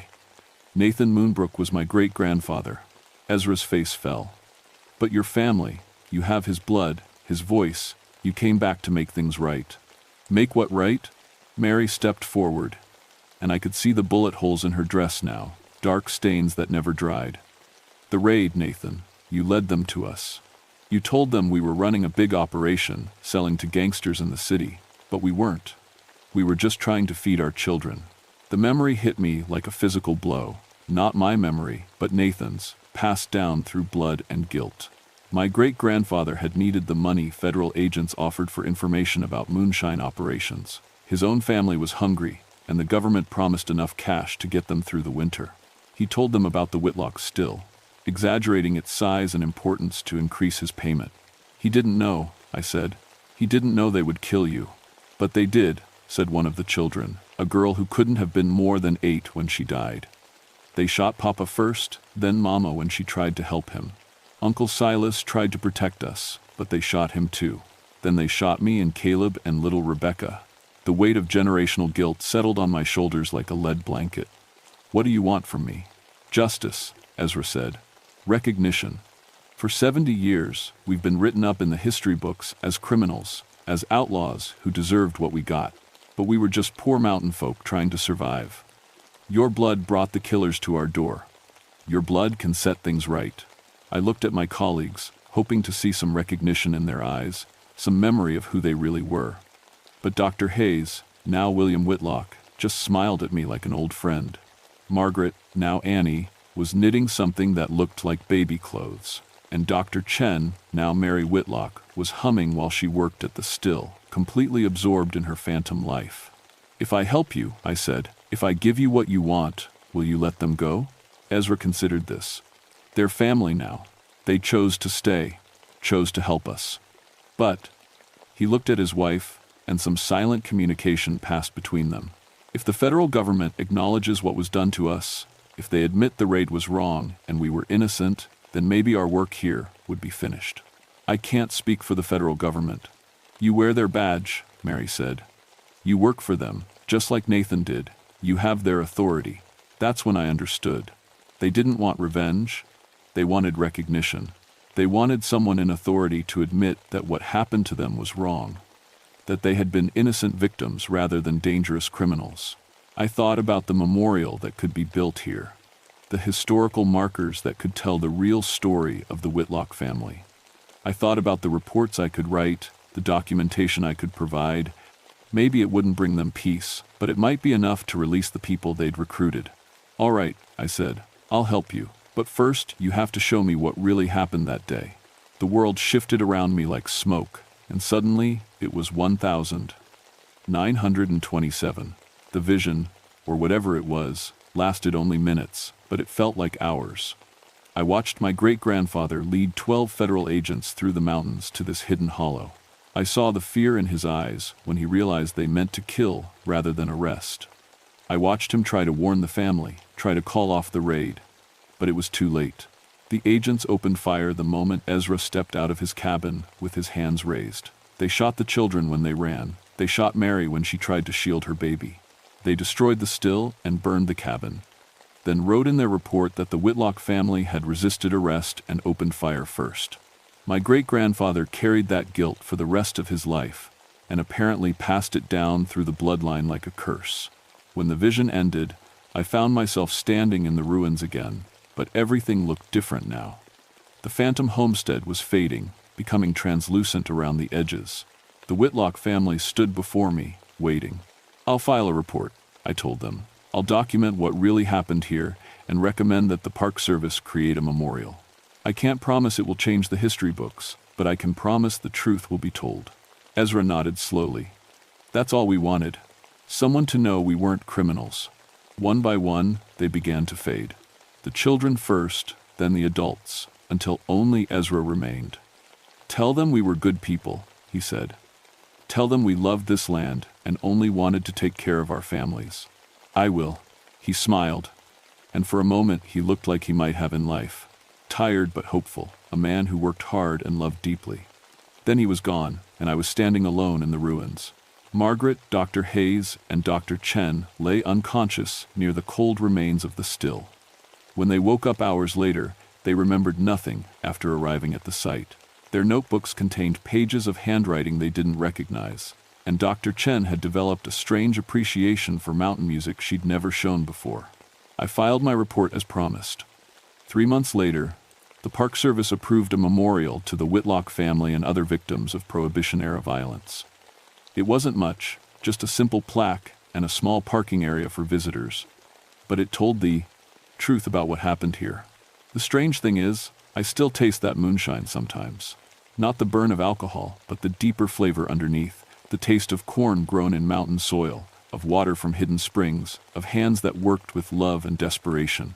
It comes back to me at odd moments, usually when I'm deep in the woods, alone except for the sound of wind through the trees. And sometimes, on quiet nights when the moon is full, I hear music drifting through the forest, fiddle and banjo played in the old style, voices singing songs about home and loss and the people we leave behind. I never go looking for the source of that music anymore. Some doors, once opened, should stay that way. I've been working with other rangers now, documenting sites throughout Appalachia where similar things have happened. Places where violence and injustice left wounds that never healed, where the dead keep trying to tell their stories to anyone willing to listen. Because that's what they were doing, really. The Whitlock family wasn't trying to hurt anyone, they were trying to be remembered. They were trying to make sure their children didn't die for nothing, that their story wasn't buried with their bones. I think about that a lot now, especially when I'm walking through the deep woods where old homesteads used to stand. How many stories are hidden in these mountains? How many voices are still waiting to be heard? If you ever find yourself in a place where the past feels too close, where the air tastes like old smoke, and you hear music that shouldn't exist, remember this: the dead don't always want to hurt the living.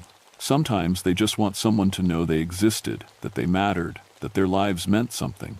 And if you're ever offered moonshine that tastes like memories, think carefully before you drink. Some flavors, once tasted, never leave your mouth.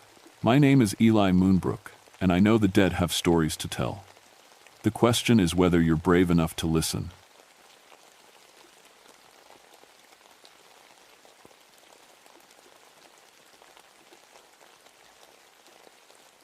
My name is Rebecca Thornfield, but everyone calls me Becca. I've been a forest ranger for 10 years now, working the Cherokee National Forest in North Carolina. Most people think my job is about campfires and lost hikers, but I'm actually a botanist. I study plants, especially the old Cherokee healing plants that grow in these mountains. I'm part Cherokee myself. My great-grandmother was full-blood before the family mixed with settlers. She taught me some of the old plant songs when I was little, though I never thought much about them until I started working here. Now, I wish I'd listened better. It was September 1983 when everything started. The leaves were just beginning to turn, and it should have been perfect weather for collecting medicinal plants. Instead, we'd been having the worst drought in 50 years. Every creek was dry, every plant was dying, except in one place. Medicine Creek Basin sits 20 miles from the nearest road, hidden in a valley so deep you can't see it until you're right on top of it. The Cherokee used to call it something else, a word my great-grandmother whispered but never translated. The old maps don't show it. Most rangers don't even know it exists. I first heard about the place from Dr. James Morrison at Duke University. He called me on a Tuesday morning, voice tight with excitement. "Ranger Thornfield," he said, "we found something impossible. Plants that died out 100 years ago, growing like they never left. Perfect specimens. We need someone who knows Cherokee medicine to verify what we're seeing." I should have been excited. Finding extinct plants is every botanist's dream. But something about his voice made my skin crawl. He sounded afraid. "What kind of plants?" I asked.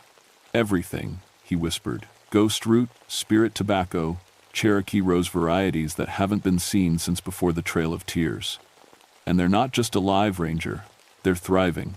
I packed my gear that afternoon. Standard botanical collection supplies, plant presses, identification books, pH testing kits.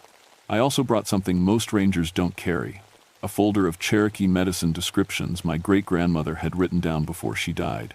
The trail to Medicine Creek starts behind Crying Falls, where the Cherokee say the mountain weeps for the dead. It's not marked on any map, just a deer path that winds between two limestone cliffs. I'd hiked these mountains for years and never noticed it before. The first strange thing I saw was the creek itself. While every other water source in the forest had dried up, Medicine Creek ran clear and full, not just running, singing. The water made soft music as it flowed over the rocks, almost like voices humming healing songs. The second strange thing was the mist. Even in the drought heat, a cool fog hung over the valley floor. It should have burned off by noon, but it stayed, wrapping around the trees like gentle arms. The third strange thing was the silence. No birds, no insects, no wind, just the creek singing and the soft whisper of my boots on the trail. I made camp in a small clearing near the water. As I set up my tent, I noticed plants I hadn't seen in years. Cherokee rose bushes with blooms the size of dinner plates, wild ginseng growing in perfect spirals, golden seal carpeting the forest floor like it was planted on purpose. And they were all perfect. Not a brown leaf, not a wilted stem, not a single bug bite on any of them. I made notes until the sun set, trying to document what I was seeing. My handwriting looked shaky on the page. I told myself it was excitement, but deep down I knew it was fear. As darkness fell, the mist began to glow with soft blue light. I'd never seen anything like it. The Cherokee stories talked about spirit lights, but I'd always thought they were just stories. I was wrong about a lot of things. I woke up to singing. At first I thought it was the creek, but as I lay in my sleeping bag listening, I realized it was voices. Human voices, singing in Cherokee. The old healing songs my great-grandmother used to hum while she worked in her garden. I checked my watch. 3:17 a.m. The singing was coming from downstream, toward the center of the valley. I should have stayed in my tent. Any smart person would have stayed in their tent. But I'm a botanist, and botanists are curious by nature. I grabbed my flashlight and followed the sound. The mist was thicker now, and my light barely cut through it. The Cherokee singing got louder as I walked, joined by other sounds. The soft thud of grinding stones, the rustle of plants being harvested, the crackle of small fires. I smelled wood smoke and something else, herbs being prepared for medicine, wild cherry bark and ghost root mixed with plants I couldn't identify. Then my light hit something that made me stop breathing. Footprints in the mud beside the creek. Fresh ones, made by soft leather shoes. Moccasins. I knelt down and touched one, still warm. The singing stopped. Everything stopped. Even the creek went quiet. The mist seemed to hold its breath around me. I stood up slowly, my hands shaking. "Hello?" I called. "Is someone there?" No answer. But I felt eyes watching me from the darkness. Not animal eyes, human eyes. I backed toward my camp, trying not to run. The silence followed me like a living thing. I didn't sleep for the rest of the night. When morning came, I told myself I'd imagined it all. Stress, isolation, maybe bad water, making me hallucinate. I ate breakfast and started collecting plant samples like nothing had happened. That's when I found the first impossible thing. In a grove of ancient oaks, someone had built a garden. Not an old garden, a fresh one, with plants arranged in careful patterns. Cherokee medicine patterns, the kind my great-grandmother had described but never shown me. 7 circles of different plants, each circle dedicated to healing a different part of the body. Heart plants in the center, surrounded by rings of lung plants. Stomach plants, bone plants, blood plants, spirit plants, and mind plants. The arrangement was perfect, like it had been tended for years. but the plants were varieties that had been extinct since the 1800s. I took pictures, though my camera kept malfunctioning. The light meter went crazy, and half the shots came out looking like they were taken underwater. I managed to get a few clear images of the garden layout before my film ran out. That's when I noticed the tools. Scattered around the garden were traditional Cherokee farming implements. Hand-carved wooden hoes, stone grinding bowls, woven baskets for collecting plants. They looked old, but they weren't covered in moss or dirt like abandoned tools should be. They looked used, recently used. I picked up one of the grinding bowls. It was warm, and there were fresh herb fragments in the bottom. Someone had been preparing medicine here within the last few hours. "Hello?" I called again. "I'm not here to hurt anything. I'm Cherokee too. My great-grandmother was Anna Ridge Walker." The mist stirred around me like something had moved through it. For just a moment, I thought I saw a figure standing between the trees. An old woman in traditional dress, watching me with dark, sad eyes. I blinked, and she was gone. But on the ground where she'd been standing, I found a fresh bundle of healing herbs, tied with sinew and marked with symbols I didn't recognize. The plants were still damp, with morning dew that hadn't fallen anywhere else in the valley. I should have left then. Every instinct I had was screaming at me to pack up and hike out. But I'm Cherokee, and this was Cherokee land, and these were Cherokee plants that everyone thought were gone forever. I owed it to my great-grandmother to stay and learn. That was my first mistake. My second mistake was touching the herb bundle. The moment my fingers made contact, the world changed. The mist swirled around me like a living thing, and suddenly I could hear everything. Not just the creek singing, but the plants themselves, whispering to each other in voices like wind through leaves. And somewhere in the whispers, I heard my name. "Rebecca Ridge Walker's granddaughter," the voices said. "She has come home." I dropped the bundle and ran back to my camp, my heart pounding so hard I thought it might burst. But even as I ran, part of me was listening to the plant voices, learning things I'd never studied. Ghost root for crossing between worlds. Spirit tobacco for calling the ancestors. Cherokee rose for healing the heart's deepest wounds. Knowledge that had been lost for 150 years was flowing into my mind like water into a cup. That night, I made my second radio check with the ranger station. "Thornfield here," I said. "All normal in Medicine Creek Basin." It was the last normal thing I would say for a very long time. Dr. Morrison and his team arrived the next morning, hiking into the valley with enough equipment to study a whole forest. There were 3 of them. Morrison himself, Dr. Linda Rodriguez from the botany department, and Dr. Joe Swimmer. Joe was Cherokee Nation, a traditional healer who also had a PhD in plant biology. I was relieved to see him. Finally, someone who might understand what we were dealing with. "This place," Joe said, the moment he stepped into the valley. He stopped walking and closed his eyes, breathing deeply. "The ancestors are strong here. You feel it too?" I asked. He nodded, but his expression was troubled. My grandmother told stories about places like this. Places where the old people went to hide when the soldiers came. Places where they died protecting the sacred plants. Morrison wasn't interested in Cherokee stories. He was interested in the plants, and he attacked the valley like a man possessed. Within an hour, he'd set up collection stations and started cataloging everything he could find. "Look at this ginseng," he called to Rodriguez. "The root formation is unlike anything in the literature. It's like the plant's been selectively bred for maximum potency." "Because it has been," I said quietly, but he wasn't listening. The trouble started that afternoon when Morrison tried to collect samples from the 7-circle garden I'd found. The moment he stepped into the first circle, the mist began to thicken. Not gradually, all at once, like someone had thrown a blanket over the valley. The temperature dropped 20 degrees in seconds. "Did you feel that?" Rodriguez asked, looking around nervously. "Weather front moving in," Morrison said, but his voice was tight. He kept working, digging up plants with mechanical precision. That's when we heard the singing again. Cherokee voices, rising from the mist like they were coming from underwater. Healing songs, but different this time. Sadder. Angrier. Joe went very still. "We need to leave," he said. "Now." "Don't be ridiculous," Morrison snapped. "This is a scientific expedition, not a ghost hunt." The singing got louder. And closer. Joe started backing toward the trail. Dr. Morrison, I'm telling you, as both a scientist and a Cherokee man, we are not welcome here." Morrison ignored him and kept digging. He'd found something, a root formation unlike anything I'd ever seen. The ghost root was growing in perfect spirals, like it had been shaped by careful hands. "Incredible," he whispered. "The cellular structure it's impossible. This plant should have died out 150 years ago."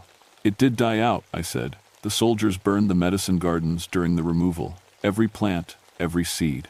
Then how is it here?" Before I could answer, the root in his hands began to glow.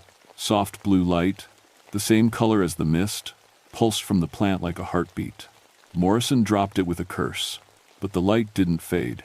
Instead, it spread to the other plants in the garden until the entire grove was glowing like stars had fallen to earth.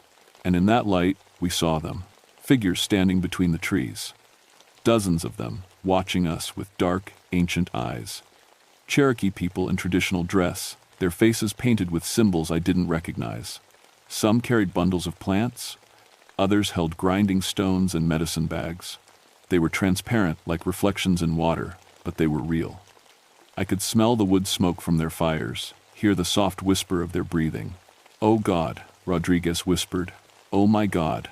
The figures began to move toward us, walking through the mist with silent steps. Their leader was the old woman I'd glimpsed before, but now I could see her clearly. She wore the traditional dress of a medicine woman, with sacred plants woven into her gray hair. She stopped 10 feet away from Morrison and spoke in Cherokee. I couldn't understand all the words, but I caught enough to know she was angry. Very angry. "What is she saying?" Morrison demanded. Joe's face was pale, but he translated. She says, we're disturbing the sacred plants. The plants that died to protect the people. She wants us to leave." "This is ridiculous," Morrison said. "Mass hallucination brought on by isolation and stress. There's a perfectly rational explanation for." The medicine woman raised her hand, and Morrison's voice cut off. Not because he stopped talking, but because no sound came out of his mouth. He kept moving his lips, but the words were gone. Joe grabbed my arm. "We leave now," he said. "All of us. Before they decide we're enemies." But it was too late for that. The spirits surrounded us, dozens of Cherokee people who should have been dead for 150 years. They weren't threatening exactly, but they weren't letting us go either. They watched us with sad, patient eyes, like they were waiting for something. The medicine woman spoke again, and this time I understood her perfectly. Not because I suddenly knew Cherokee, but because her words went straight into my mind.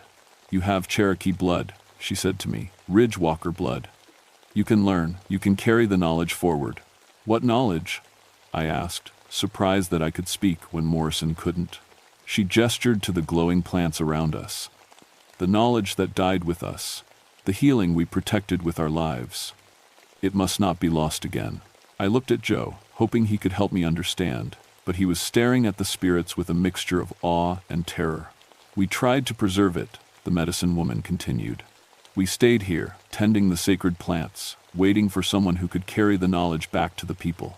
But the years pass, and the plants remain hidden." "What do you want from us?" I asked. Her sad smile chilled me to the bone. "Not all of you," she said. "Only those who can learn, those who can become bridges between the old knowledge and the new world." Morrison finally got his voice back and immediately started yelling about scientific impossibilities and mass hysteria. But Rodriguez and Joe were listening to the spirits, their faces changing as understanding dawned. The medicine woman held out her hand to me. "Come," she said, "let us teach you what was lost." I knew, somehow, that if I took her hand, my life would never be the same. The smart thing would be to run, to get out of the valley while I still could. But those plants glowing around me were the last link to knowledge that had died with my people. Knowledge that could heal, that could help, that could bring the old wisdom back to a world that desperately needed it. I reached out and took her hand. Her skin was cold as creek water and real as my own. The moment we touched, the world exploded into light. The light faded, and I was somewhere else. Not somewhere else in the valley, somewhere else in time. The mist was gone, replaced by clear morning sunlight. The trees looked younger, the creek ran fuller, and the valley was alive with people. Cherokee people, dozens of them, working in vast medicine gardens that covered the entire valley floor. Men and women in traditional dress harvested plants with careful hands, singing as they worked. Children ran between the rows, learning the names and uses of each sacred plant. "This is how it was," the medicine woman said beside me. Her voice was clearer now, younger. "Before the soldiers came, before the burning, I watched the people work, recognizing the patterns they followed, the songs they sang. This was Cherokee medicine at its peak, knowledge built up over thousands of years. My name is Atsila," the medicine woman said. "I was the keeper of this place when the end came." "What happened?" I asked, though I already knew the answer. Her face darkened. 1838. The removal soldiers found our hidden valley. We had hoped, we had prayed that the sacred plants would be safe here, but they burned everything. Every garden, every seed, every root. The scene around us changed, and I saw the burning. Soldiers with torches, setting fire to centuries of careful cultivation. Cherokee people, dying as they tried to protect the plants, their blood mixing with the smoke. "We could not let the knowledge die," Atsila said, "so we stayed. We became guardians, keeping the plants alive through spirit power, waiting for someone who could carry the wisdom back to the world." "Why me?" She smiled. "Because you are Ridge Walker's descendant. Your great-grandmother was my student before the burning. She escaped with a few seeds, a few songs. But most of the knowledge died with us. I understood now why the plants in the valley were so perfect, so impossible. The spirits had been tending them for 150 years, keeping them alive through will and memory. "What do you want me to do?" "Learn," she said simply. "Become a bridge between the old knowledge and the new world. Take our teachings back to the Cherokee people." The world shifted again, and suddenly I was standing in a spirit version of the medicine garden, surrounded by ghost teachers who began showing me things no textbook had ever contained. How to read the spiritual energy of plants. How to combine herbs, not just for physical healing, but for healing the soul. How to sing the old songs that made the plants grow strong. Knowledge flooded into my mind faster than I could process it. Plant preparations that could cure diseases modern medicine couldn't touch. Spiritual remedies for trauma and grief. Ways of growing that worked with the earth's energy instead of against it. But with the knowledge came understanding of the price. To carry this wisdom, I would have to change. Become something between the modern world and the ancient one. Never fully belong to either. "I accept," I said. That's when everything went wrong. The spirit world shattered around me like broken glass, and I was back in the real valley with Morrison screaming in my ear. "Where the hell have you been?" he shouted. "You've been standing there for 3 hours, not moving, not responding to anything." 3 hours? It had felt like minutes. But Joe and Rodriguez were staring at me with wide eyes, because I wasn't the same person who had taken Atzila's hand. I could feel the difference in myself. The plant knowledge flowing through my mind like water, the Cherokee words coming easier than English. "She's been chosen," Joe whispered. "They've made her one of them." Morrison grabbed my shoulders, shaking me. "This is mass hysteria. Shared psychosis brought on by isolation. There's no such thing as—" He never finished the sentence. The spirits materialized around us again, but this time they weren't patient. They were angry. Morrison had spent the day destroying their sacred garden, uprooting plants they'd protected for 150 years. Atsila appeared directly in front of him, her eyes blazing with spirit fire. "You have taken without permission," she said. "You have harmed what we died to protect." Morrison tried to back away, but the spirits surrounded him. Not touching, but pressing close, their collective will forcing him to his knees.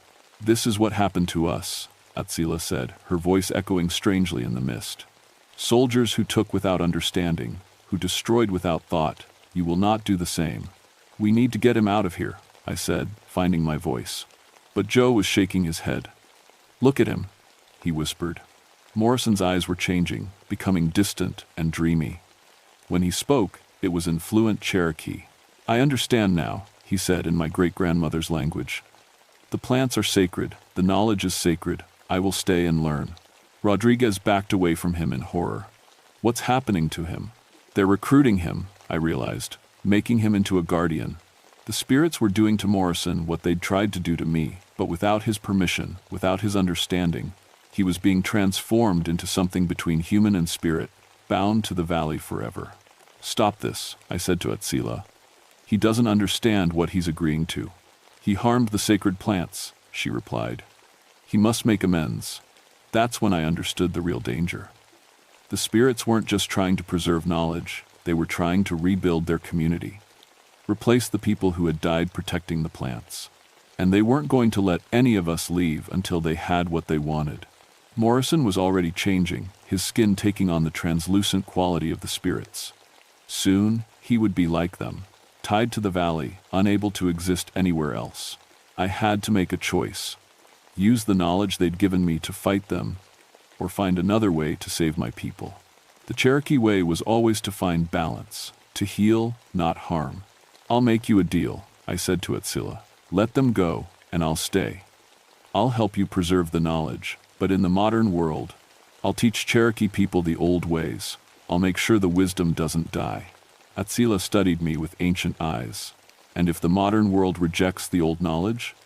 If they call it superstition? Then I'll prove it works," I said. "I'll show them what Cherokee medicine can do." For a long moment, the valley held its breath. Then Atsila nodded. "You understand the price? You will never be fully human again. The plants will call to you, the spirits will speak through you, you will walk between worlds." "I understand." She touched my forehead, and power flowed between us like lightning. The Cherokee knowledge became truly mine, not just borrowed but embedded in my very soul. Morrison collapsed as the spirit influence left him, gasping and confused but human again. The other spirits began to fade, their forms becoming lighter, more peaceful. "The knowledge is in good hands," Atsila said as she started to disappear. "Use it well, daughter of Ridgewalker." And then they were gone, leaving us alone in a valley that suddenly felt empty and cold. We hiked out of Medicine Creek Basin in silence, each of us lost in our own thoughts. Morrison remembered nothing after entering the garden, though he kept muttering Cherokee words he claimed not to know. Rodriguez documented everything, though I knew no one would believe her reports. Joe walked beside me, occasionally giving me worried looks. "You're different," he said finally. "I can sense it. The plant spirits, they're in you now." He was right. I could feel them, whispers of green knowledge flowing through my mind. When I looked at trees, I saw their medicinal properties glowing like auras. When I touched the ground, I felt the network of roots and fungi connecting every plant in the forest. The spirits had kept their bargain, but they'd made me into something new, something between Cherokee tradition and modern science. We reached the ranger station 3 days later. I filed my official report, documenting the discovery of rare plant specimens and recommending the valley be designated as a protected ethnobotanical preserve. I didn't mention the spirits. Morrison returned to Duke and never spoke publicly about what happened in the valley. But colleagues said he'd developed an uncanny ability to identify medicinal plants by touch, and he'd started incorporating traditional Cherokee remedies into his research. Rodriguez published papers on the unique botanical ecosystem she'd discovered, though she always got nervous when people asked too many questions about how plants could survive in such perfect condition. Joe went back to Cherokee Nation and told the tribal council about Medicine Creek Basin. Within 6 months, they'd established a traditional medicine education program, with me as the primary consultant. That was 5 years ago. Since then, I've trained dozens of Cherokee healers in the old plant knowledge, not the watered-down versions found in books, but the real techniques Atsila taught me. The success rates are remarkable. Chronic illnesses that modern medicine can't touch, responding to plant preparations made according to spirit instructions. The medical establishment calls it placebo effect. The Cherokee Nation calls it the return of ancient wisdom. I call it my life's work. But the price has been real. I can't sleep in cities anymore, too far from the plants that constantly whisper to me. I dream in Cherokee and wake up speaking words I never learned. Sometimes I find myself harvesting plants by moonlight, preparing medicines according to instructions that come from voices only I can hear. I've never married, never had children. The spirits take too much of me for normal human relationships. Last month, I received a call from a Choctaw botanist in Oklahoma. She'd found a hidden valley where extinct medicinal plants were thriving in impossible conditions. Plants that should have died out during the removal, growing in perfect health. The strangest part, she said, is that the local elders say they can hear singing at night. Traditional healing songs in languages they thought were lost. I wasn't surprised. The Cherokee weren't the only tribe that hid their sacred knowledge during the removals. Other spirits, other guardians, still protecting what remains of the old wisdom. "Would you consult on the site?" she asked. "We could use someone who understands unusual botanical phenomena." I said yes, of course. It's my job now, walking between worlds, helping the old knowledge find its way back to the people who need it. Tonight I'm packing for Oklahoma, loading my truck with the same botanical equipment I carried into Medicine Creek Basin all those years ago.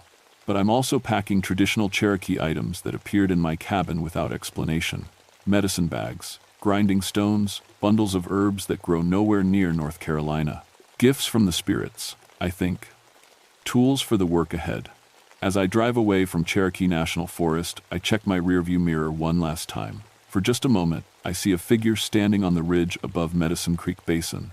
An old Cherokee woman in traditional dress, watching me go with approval in her ancient eyes. At Sela, still keeping watch over the sacred plants. Still making sure the knowledge survives. I wave goodbye and head west toward Oklahoma, toward another hidden valley where the ancestors wait with their whispered secrets. The work continues, the knowledge spreads, and somewhere in the mist-covered mountains of Appalachia, extinct plants bloom in impossible gardens, tended by spirits who died to protect them. If you ever find yourself in a place where the plants grow too perfect, where the mist glows with blue light, where you hear singing in languages you almost remember, approach with respect. The ancestors are listening, and they might just decide you're ready to learn what they died protecting.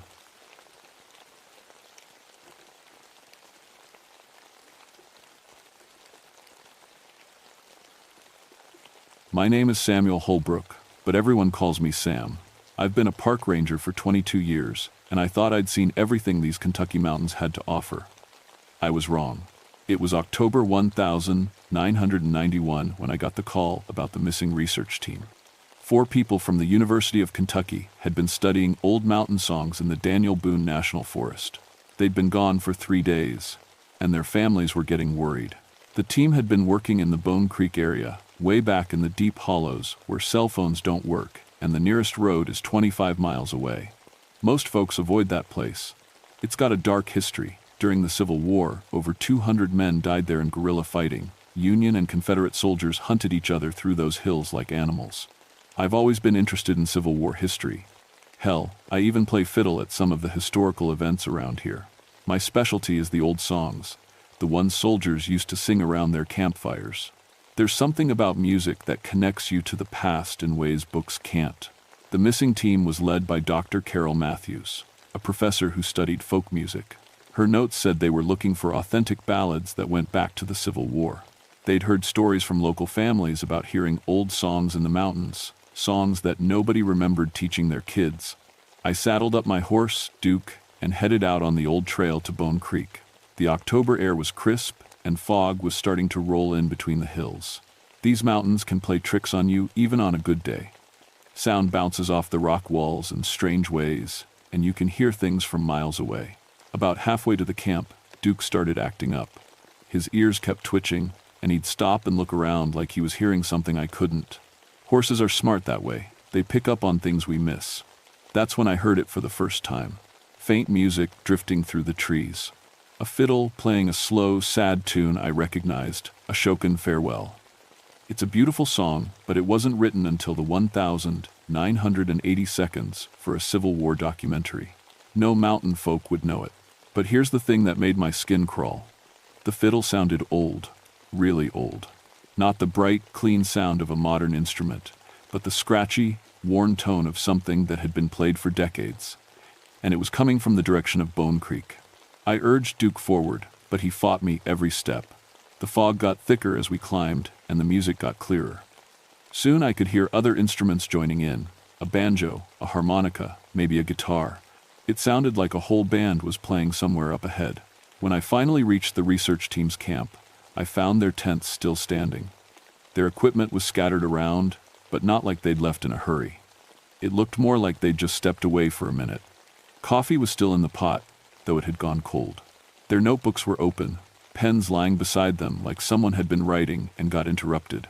I called out their names, but only my echo came back. The music had stopped the moment I rode into the clearing.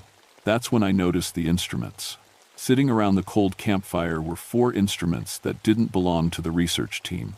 An old fiddle with a cracked body, a banjo with gut strings instead of metal, a wooden flute worn smooth by years of handling, and a small drum with a head made of what looked like animal skin. These weren't reproductions or replicas. They were the real thing. Instruments that looked like they'd been made in the 1,860 seconds. But they couldn't have been sitting out in the weather for 130 years. They should have been rotted to pieces. I picked up the fiddle. The wood felt warm, like someone had just been playing it. The bow was still rosined, and when I plucked the strings, they were perfectly tuned. That's when Duke spooked and nearly threw me. He was staring at something behind me, his eyes wide with terror. I spun around, but there was nothing there except the fog in the trees. But I could hear voices now. Men singing in harmony, their words too distant to make out. It sounded like a military song. The kind soldiers sang while they marched. The voices were getting closer. I'd never believed in ghosts before that day. I'm a practical man. I believe in what I can see and touch and explain. But as I sat there holding that impossibly preserved fiddle, listening to voices that had no bodies, I started to understand why the research team had disappeared. Something was calling to them from the past. And now it was calling to me. I should have left right then. Every instinct I had was screaming at me to get Duke and ride out of those mountains as fast as I could.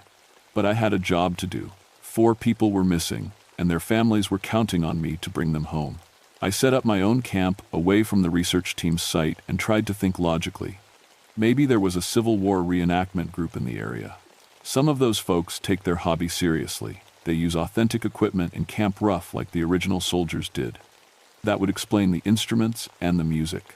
But it didn't explain why my radio only picked up static, or why my compass kept spinning like it couldn't find magnetic north. And it definitely didn't explain what I found when I started searching the area. The first thing was a piece of sheet music stuck on a tree branch about 50 yards from camp. The paper was yellowed and fragile, covered with handwritten notes and faded ink. At the top, someone had written "For the 14th Kentucky Infantry" and dated it the 15th of October, 1862. The song was called "The Ballad of Bone Creek."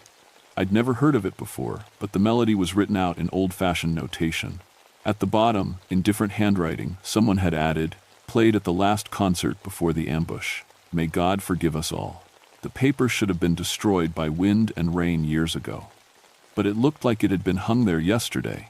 I followed a game trail deeper into the hollow, looking for signs of the missing team. The fog was so thick I could barely see 10 feet ahead, but I could hear sounds drifting through it. Footsteps crunching on dead leaves, the jingle of metal equipment, voices talking quietly, like men trying not to be overheard. I called out, thinking it might be the research team. "Dr. Matthews? Can you hear me?" The voices stopped immediately. Then I heard something that made my blood run cold. The sound of dozens of rifles being cocked, all at the same time. I hit the ground and crawled behind a fallen log, my heart pounding. Military training kicked in, even though I'd never served. I knew those sounds. Someone out there was armed and ready for a fight. But as I lay there waiting for something to happen, the fog began to lift slightly. And what I saw didn't make any sense. Men in Civil War uniforms were standing throughout the trees, rifles raised and ready. But they weren't looking at me. They were staring at each other. Union soldiers in blue, facing Confederate soldiers in gray, frozen in a standoff that should have ended 130 years ago. I blinked hard, sure I was seeing things, but when I looked again, they were still there. Dozens of them, maybe more. Some were young, barely out of their teens. Others had gray beards and tired eyes. All of them looked real as life, except for one thing. I could see through them. They stood there for what felt like hours, but was probably only minutes. Then, without any signal I could see, they all lowered their weapons at the same time. The Confederate soldiers tipped their hats to the Union men, who touched their caps in return. Then they all just faded away, like morning mist when the sun hits it. I stayed behind that log until my legs cramped up. When I finally stood, there was no sign anyone had been there. But scattered on the ground were things that shouldn't exist. brass buttons from Civil War uniforms, a few musket balls, and a dented harmonica that looked like it had been dropped in a hurry. I picked up the harmonica and tried to blow a note. The sound that came out was pure and sweet, but it seemed to echo longer than it should have. And when the echo finally died away, I heard something else. A woman's voice, scared and confused. "Hello, is someone there? Please, we need help." It was coming from deeper in the hollow, where the trees grew thick and the shadows stayed dark even in daylight. I grabbed my flashlight and followed the voice, but the fog swallowed the beam after just a few feet. "Dr. Matthews?" I called out. "Where are you?" "Here." The voice was closer now. "We're by the old camp." I pushed through the undergrowth, following the sound. Branches caught at my clothes and scratched my face, but I kept going. I had to find them. Then I stumbled into a clearing I'd never seen before, even though I'd been exploring these mountains for 20 years. It was bigger than the research team's camp, with the remains of what looked like military tents scattered around. But these weren't modern camping tents. These were Civil War-era canvas shelters, the kind soldiers lived in during long campaigns. And sitting by a campfire that gave off no heat was Dr. Carol Matthews. At least, it looked like her. She was wearing a long dress instead of the hiking clothes she'd been reported missing in. Her hair was done up in an old-fashioned style, and she was playing a dulcimer that hadn't been in her equipment list. "Dr. Matthews?" I approached carefully. "Are you all right?"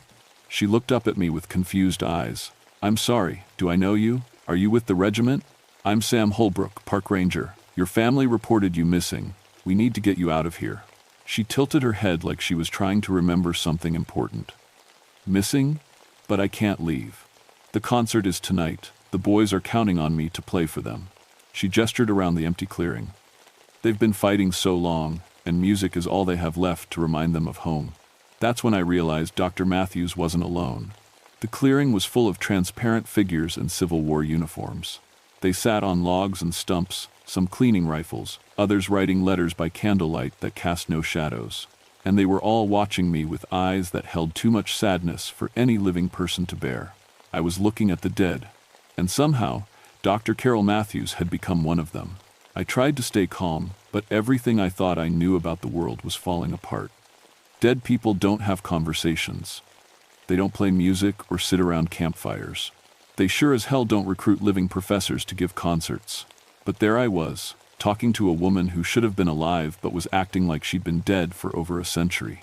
"Dr. Matthews, listen to me," I said, keeping my voice steady. "You're a music professor from the University of Kentucky. You came here with 3 other people to study folk songs. Do you remember?" She frowned, and for a moment something flickered in her eyes. Confusion, maybe even recognition. But then one of the ghost soldiers stood up and walked over to us. He was young, maybe 19, with a scraggly beard and a uniform that was more patches than original cloth. "Ma'am," he said to Dr. Matthews, touching the brim of his cap. "Begging your pardon, but the captain wants to know if you're ready for evening parade. The boys have been looking forward to some music all day." Dr. Matthews smiled at him like he was completely real. "Of course, Private Williams. Just let me finish tuning my instrument." The ghost soldier nodded and walked away. I watched him go, my mind struggling to process what I was seeing. He moved like a living person, talked like a living person, even cast a faint shadow on the ground. But I could see the trees through his body. "You can see them too," Dr. Matthews said. "That's why you're here, isn't it? You have the gift." "I don't have any gift," I said. "I just need to get you and your team out of these mountains. Where are the others?" She looked around the camp with sad eyes. Dr. Peterson joined the cavalry unit up on the ridge. He was always fascinated by horses. And Dr. Chen, well, she's with the medical course now. They needed someone who understood anatomy. My stomach dropped. "What about Tom Wilson, the graduate student?" "Oh, Tommy," she laughed, but there was no humor in it. "He tried to leave. Poor boy ran all the way to the creek before they caught him. Now he's on picket duty with the scouts. They don't trust him yet, but they will eventually." I was starting to understand what had happened. Somehow, the spirits of Civil War soldiers were still here, still fighting their war. And they were recruiting the living to fill their ranks. "Dr. Matthews, these men are dead. They died in 1862. You need to come with me right now." She shook her head. That's impossible. Look at them. They're right here talking to us. How can they be dead? As if summoned by her words, a tall man in a captain's uniform approached our fire. He had a full beard and eyes that had seen too much violence. When he spoke, his voice had the authority of someone used to being obeyed. "Evening, miss," he said to Dr. Matthews. Then he turned to me.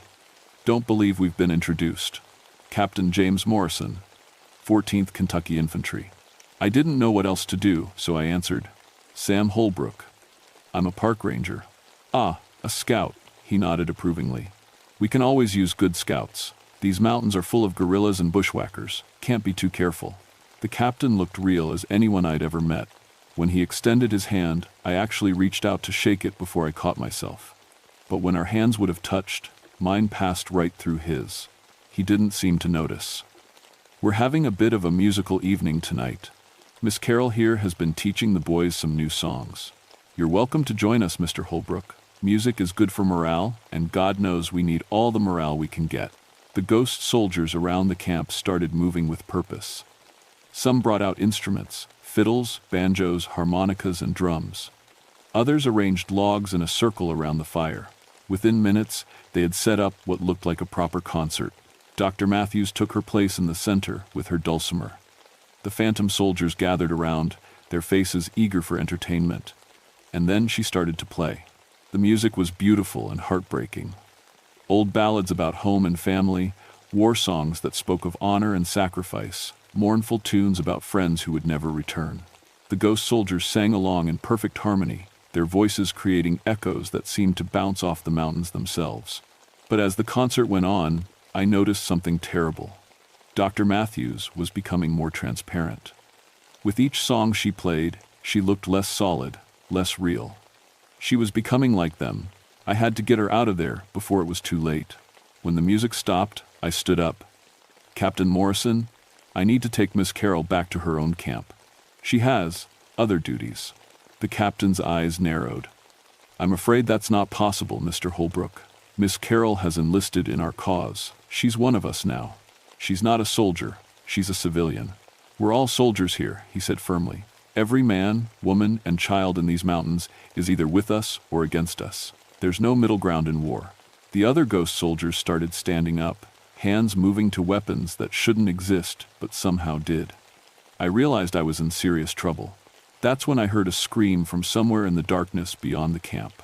It was a man's voice, raw with terror. One of the missing researchers, it had to be. The scream came again, closer this time, and I could make out words. "Let me go, please, I want to go home." Captain Morrison sighed. "Private Wilson, still causing trouble. Sergeant, would you please retrieve our wayward scout?" A burly ghost in a sergeant's stripes nodded and disappeared into the trees. A few minutes later, he returned, dragging a young man who was definitely alive but looked like he'd been through hell. It was Tom Wilson, the graduate student. His clothes were torn and dirty, and there were dark circles under his eyes like he hadn't slept in days. But the worst part was the look of absolute desperation on his face. "Dr. Matthews," he cried when he saw her. "Thank God, we have to get out of here. These people, they're not people at all." Dr. Matthews looked at him with pity. "Poor Tommy, you're still confused. These are good men fighting for their country. Once you accept that, you'll be much happier." "They're dead," Tom shouted. "They've been dead for over 100 years. The ghost soldiers muttered angrily at that. Captain Morrison raised his hand for silence. "Private Wilson," he said coldly, "you will show proper respect for your fellow soldiers, or you will face disciplinary action." Tom turned to me, hope flickering in his eyes. "You're real, right? You're not one of them? Please tell me you're here to rescue us." I nodded. "I'm here to take you all home." But even as I said it, I could feel the weight of dozens of phantom eyes on me. The ghost soldiers had closed ranks around us, cutting off any escape route, and Captain Morrison was watching me with an expression that said he wasn't about to let anyone leave his regiment. "I'm afraid you misunderstand the situation, Mr. Holbrook," the captain said. "No one leaves Bone Creek. This is where we make our stand. This is where we hold the line." He gestured to the mountains around us. "We've been fighting here for 130 years, and we'll keep fighting until the war is won. And now that we have new recruits to fill our ranks, we might actually have a chance." That's when I realized the horrible truth. These weren't just random ghost soldiers hanging around an old battlefield. They were trapped here, doomed to keep fighting a war that had ended decades before I was born. And they planned to trap us too. The only question was whether I could find a way to break their supernatural hold before I ended up as dead as they were. The ghost soldiers formed a circle around us, and I could feel the temperature dropping fast. My breath came out in white puffs, and frost started forming on the grass, even though it was October in Kentucky. Tom Wilson grabbed my arm. "They don't let anyone leave," he whispered. "I've tried a dozen times. Every time I get to the edge of the hollow, I just end up back here. It's like the whole place is a trap." Captain Morrison heard him. "It's not a trap, Private, it's duty. These mountains are our responsibility. We swore an oath to defend this ground, and we'll keep that oath until our last breath." "You took your last breath in 1862, I said. "The war is over. The Union won, slavery was ended, and the country moved on." The captain's face darkened. "The war is never over, Mr. Holbrook. Not as long as there are men willing to fight for what they believe in." He gestured to the phantom soldiers around us. "Look at these men, blue and gray, Union and Confederate. In life, they were enemies. They killed each other in these very hills. But in death, they've found something more important than politics." "What's that?" "Brotherhood. The brotherhood of soldiers who understand that some things are worth dying for." Dr. Matthews nodded agreement. "The music helps them remember their humanity. That's why they need musicians. War makes men into animals, but music makes them human again." I was starting to understand. These weren't vengeful ghosts looking for revenge. They were soldiers who couldn't let go of their duty, their loyalty to each other, and their need to keep fighting. Death hadn't released them from their oaths. But understanding them didn't mean I was going to join them. "Where's the fourth member of the research team?" I asked. "Dr. Chen?" Captain Morrison pointed toward a tent on the far side of the camp. "She's tending to our wounded. We have many boys who never received proper medical care." I walked over to the tent, the ghost soldiers parting to let me pass. Inside, I found Dr. Susan Chen working over a phantom soldier who had taken a musket ball to the shoulder. She was using modern surgical techniques, but somehow her hands could touch the ghost's transparent flesh. "Dr. Chen?" I said softly. She looked up at me with eyes that were already starting to look distant, like Dr. Matthews. "Are you wounded? I can have a look at you in just a moment." "I'm fine. I'm here to take you home." She smiled sadly. "This is my home now. These boys have been suffering for so long without proper medical care. How can I abandon them?" The wounded ghost soldier reached up and touched her hand. "Thank you, Doc," he said. "First time the pain's been manageable in 130 years." I realized that Dr. Chen was actually healing them somehow. Her modern medical knowledge was giving them relief they'd never found in death. "Dr. Chen, listen to me. You're being trapped here. These soldiers are dead. You can't help them forever." "Why not?" she asked. "If I can ease their suffering, isn't that my duty as a doctor?" Before I could answer, shouting erupted from outside the tent. I rushed out to find chaos in the camp. The ghost soldiers were grabbing their weapons and forming battle lines. Captain Morrison was shouting orders. "Guerrillas in the North Pass. All units, prepare for engagement." Tom Wilson grabbed my sleeve. "They do this every night," he said frantically. "They fight the same battle over and over again. And they want us to fight with them." Sure enough, the phantom soldiers were pressing Civil War-era rifles and sabers into our hands. The weapons felt solid and real, but they were ice-cold to the touch. "I won't fight in your war," I told Captain Morrison. "I won't kill people for a cause I don't believe in." "You don't have a choice," the captain replied grimly. "Every man must choose a side. Neutrality is just another word for cowardice." The sound of gunfire echoed through the mountains. But these weren't modern weapons. These were the deep booms of muskets and the sharp crack of Civil War-era rifles. Somehow, the Battle of Bone Creek was still being fought, night after night, by men who couldn't accept that they were dead. "This has to stop," I said. Captain Morrison turned to me with eyes full of pain. "Do you think we want this? Do you think we enjoy an eternity of war? We're trapped here, Mr. Holbrook. Bound by oaths we can never break, fighting for causes that died with us. Then break the oaths. Lay down your weapons. Let yourselves rest." "We tried," he whispered. "God knows we tried. But every time we attempt to leave, we remember our duty, our loyalty to each other, the promises we made to defend this ground with our lives. That's when I understood what was really happening. These soldiers weren't evil or vengeful. They were trapped by their own honor, their own sense of duty and brotherhood. They couldn't abandon each other, even in death. What if there was another way? I asked. What if you could be released from your oaths? The captain looked at me with desperate hope. How? I thought about my own background, my knowledge of Civil War history and military tradition. There was one thing that could release a soldier from his oath of service. An honorable discharge, I said, signed by a proper authority. Captain Morrison shook his head. Our officers are dead. Our government is gone. Who has the authority to discharge us now? I took a deep breath. I do. I'm a federal employee, a representative of the United States government. The same government your Union soldiers swore to serve, and the government that reunited the country your Confederate soldiers fought to preserve in their own way. The ghost soldiers stopped moving.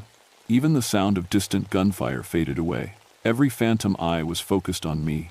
I have the authority to officially end your service, I continued, to release you from your oaths with honor intact. But you have to let my people go, all of them. Captain Morrison studied my face for a long moment. You would do that? You would give us what we've wanted for over a century? I would. But first, Dr. Matthews, Dr. Chen, and Tom Wilson come with me. No arguments, no delays. The captain nodded slowly. Agreed. But the discharge ceremony must be proper. Military protocol must be observed. Of course. I spent the next hour arranging the most surreal military ceremony of my life. The ghost soldiers formed perfect ranks while I stood at attention in front of them. Dr. Matthews, Dr. Chen, and Tom Wilson stood beside me, looking confused but hopeful. Using my authority as a federal park ranger and my knowledge of military tradition, I formally discharged every soldier from their eternal service. I read their names from records that appeared out of thin air. I thanked them for their sacrifice and declared their duty complete. One by one, the ghost soldiers laid down their weapons. As they did, they began to fade. But their faces showed peace for the first time in 130 years. Captain Morrison was the last to go. Thank you, he said simply. We can finally rest. As the last phantom soldier disappeared, the oppressive atmosphere lifted from the hollow. The instruments scattered around the camp crumbled to dust. The military equipment rusted away in seconds, and Dr. Matthews, Dr. Chen, and Tom Wilson blinked like people waking up from a long dream. We made it out of the mountains just as dawn broke over the ridges. Dr. Matthews and Dr. Chen remembered everything that had happened, but it felt distant to them now, like a vivid dream they were already starting to forget. Tom Wilson was shaken, but physically unharmed. The fourth team member, Dr. Peterson, we found 3 days later. He was discovered by another search party, sitting peacefully by a stream about 10 miles from Bone Creek. He had no memory of the past week and insisted he'd just been enjoying the solitude of the mountains. The doctors said he was suffering from exhaustion and dehydration, but otherwise fine.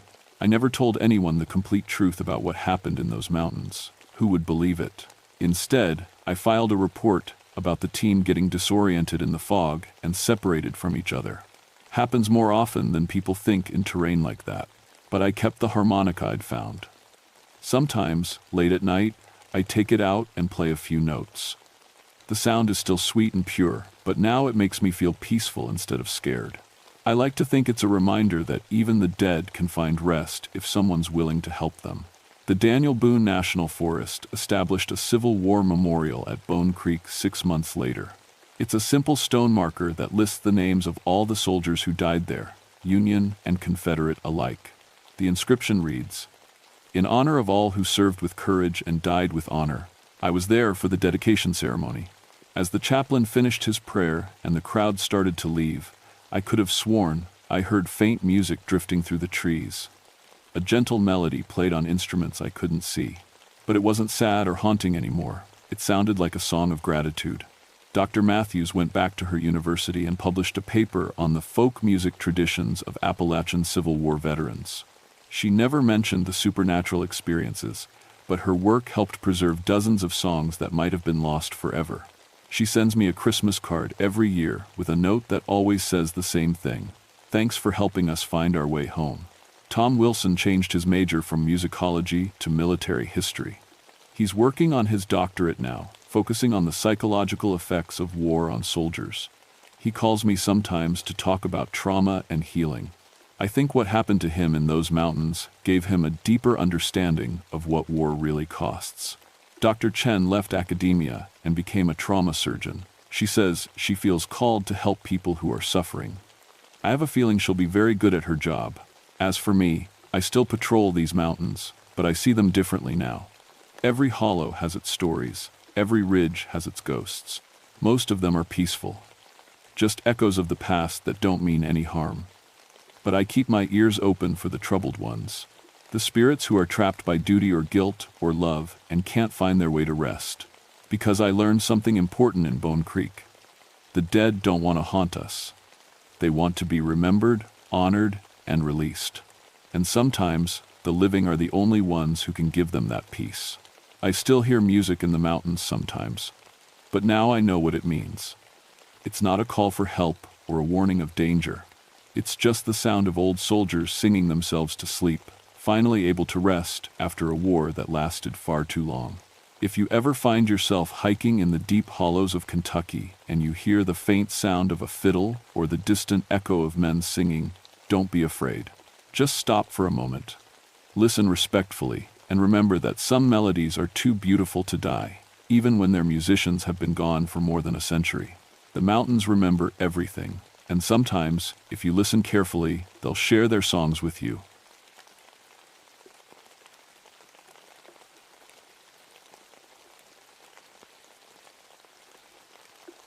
My name is Ezekiel Shepard, but everyone calls me Zeke. I've been a park ranger for 17 years now, working the Jefferson National Forest in Virginia. Most folks think being a ranger is all about preventing forest fires and helping lost hikers, but my specialty is a bit different.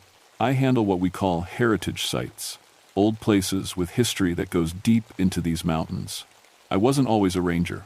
Before this job, I spent 3 years in seminary school, studying to be a preacher. That didn't work out the way I planned. But those years learning about religion and faith turned out to be useful in ways I never expected. These Appalachian mountains are full of old churches, forgotten cemeteries, and places where people used to gather to worship in their own way. December in the mountains is no joke. The year was 1988, and we'd been hit with one of the worst winter storms in recent memory. Snow piled up 3 feet deep in some places, and the wind cut through your jacket like it was made of paper. That's when the call came in about Mount Sinai. We got a situation up on Mount Sinai Peak, my supervisor told me over the radio. Religious studies team from Virginia Tech went up there 3 days ago to document some old church ruins. Haven't heard from them since. Mount Sinai was 30 miles from the nearest town, accessible only by a narrow mountain trail that turned deadly in winter weather. The peak held the ruins of an old church from the 1800s, along with a small cemetery. Local families still talked about it sometimes, though most preferred not to. I knew the history. In 1889, Mount Sinai Church had been the center of a religious revival movement. People came from all over to hear preacher Samuel Hartwell deliver his passionate sermons. But not everyone liked his style of worship. Some called it too enthusiastic, too loud, too different from proper church services. On Christmas Eve 1889, someone set fire to the church during the evening service. 23 people died that night, including preacher Hartwell. The fire happened so fast that most of the congregation was trapped inside. After that, people avoided the mountain. They said it was cursed. I loaded up my truck with winter survival gear, emergency medical supplies, and my documentation equipment. My master's degree in comparative religion, with a focus on Appalachian spirituality, meant I understood these old sites better than most rangers. I'd also trained as a wilderness chaplain and grief counselor, MCS, skills that came in handy when dealing with families who'd lost loved ones in the mountains. The drive up to Mount Sinai took 2 hours in good weather. In this storm, it took 4. The higher I climbed, the worse the wind got. By the time I reached the base trail, snow was coming down so hard I could barely see 10 feet ahead. I radioed base station. "This is Ranger Shepard. I'm at the Mount Sinai trailhead. Visibility is near zero, but I'm proceeding to the summit. Copy that, Zeke. Check in every hour. If we don't hear from you, we're sending backup. The hike up took another hour and a half. The trail was treacherous, covered in ice and hidden by deep snow drifts. Twice I had to use my rope to pull myself up particularly steep sections. The whole time, the wind howled through the trees like something alive and angry. When I finally reached the summit, I stopped and stared. The church ruins sat in a natural clearing, surrounded by tall pine trees that blocked some of the wind. What was left of the building was mostly stone foundation and a few partial walls. The bell tower had collapsed decades ago. Next to the church was the old cemetery, with weathered headstones poking up through the snow like broken teeth. But something felt wrong about the place. I couldn't put my finger on it at first. Maybe it was just the storm, or being alone on a mountain in the middle of winter. But the wrongness went deeper than that. I set up my emergency shelter in the lee of the largest remaining wall and started looking for signs of the missing research team.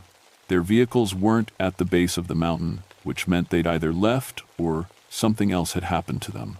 That's when I found the first strange thing. Scattered around the church ruins were fresh flowers. Not old flowers that had been there for days, but fresh ones, daisies and mountain laurel that shouldn't have been blooming in December. And they weren't frozen, despite the below-freezing temperature. I picked up one of the flowers and examined it closely. It was warm to the touch. I spent the first hour doing what any good ranger would do, documenting everything methodically. I took photos of the site, measured the temperature, which was a steady 15 degrees Fahrenheit, and noted wind patterns. The storm was getting worse, which meant I'd likely be spending the night on the mountain, whether I wanted to or not. That's when I found the research team's equipment. Their camp was set up about 50 yards from the church ruins, in a spot that should have provided good shelter. 3 tents, a portable weather station, and enough gear for a week-long stay. But the tents were empty, and everything was arranged too neatly. Sleeping bags were rolled up perfectly, equipment was stacked in precise piles, and there were no signs of a struggle or hurried departure. Inside one tent, I found their research notes. Dr. Hannah Cross, Dr. Jennifer White, and Dr. Michael Torres from Virginia Tech's Religious Studies Department. They'd come to study what they called temporal religious manifestations and miraculous structural restoration phenomena. Whatever that meant. Dr. Cross had written in her notebook, Day 1, church appears intact during certain weather conditions. Building shows signs of recent use despite being ruins for 100 years. Investigating further. Day 2, heard singing last night around 11 p.m. Beautiful harmonies, definitely human voices, but saw no one. Dr. White recorded approximately 45 minutes of what appears to be authentic 1,880 seconds. Methodist hymns. Source unknown. Day 3. Something impossible is happening here. Need to document everything before. The entry ended there, mid-sentence, as if she'd been interrupted. I was reading her notes when I heard it. Singing. It was faint at first, nearly drowned out by the wind. But as I stood perfectly still and listened, I could make out distinct human voices raised in harmony. The melody was old-fashioned, something I recognized from my seminary days. An old Methodist hymn called, Come, Thou Fount of Every Blessing. The singing was coming from the direction of the church ruins. I grabbed my flashlight and headed toward the sound, following proper procedure by radioing my position to base station. This is Ranger Shepard. I'm investigating possible survivors near the church site. We'll report back in 30 minutes. The closer I got to the ruins, the clearer the singing became. But I still couldn't see anyone. The church had no roof and only partial walls. There was nowhere for a group of singers to hide from the storm. Then I saw the light. Warm, golden light was spilling out of the church ruins, as if there were windows and candles and people inside. But I could see through the broken walls. The church was empty. I stopped about 20 feet away and called out, Hello, is anyone there? This is Park Ranger Shepard. I'm here to help. The singing stopped immediately. The light went out, and in the sudden darkness, I heard a man's voice, deep and resonant, speaking with an old-fashioned accent.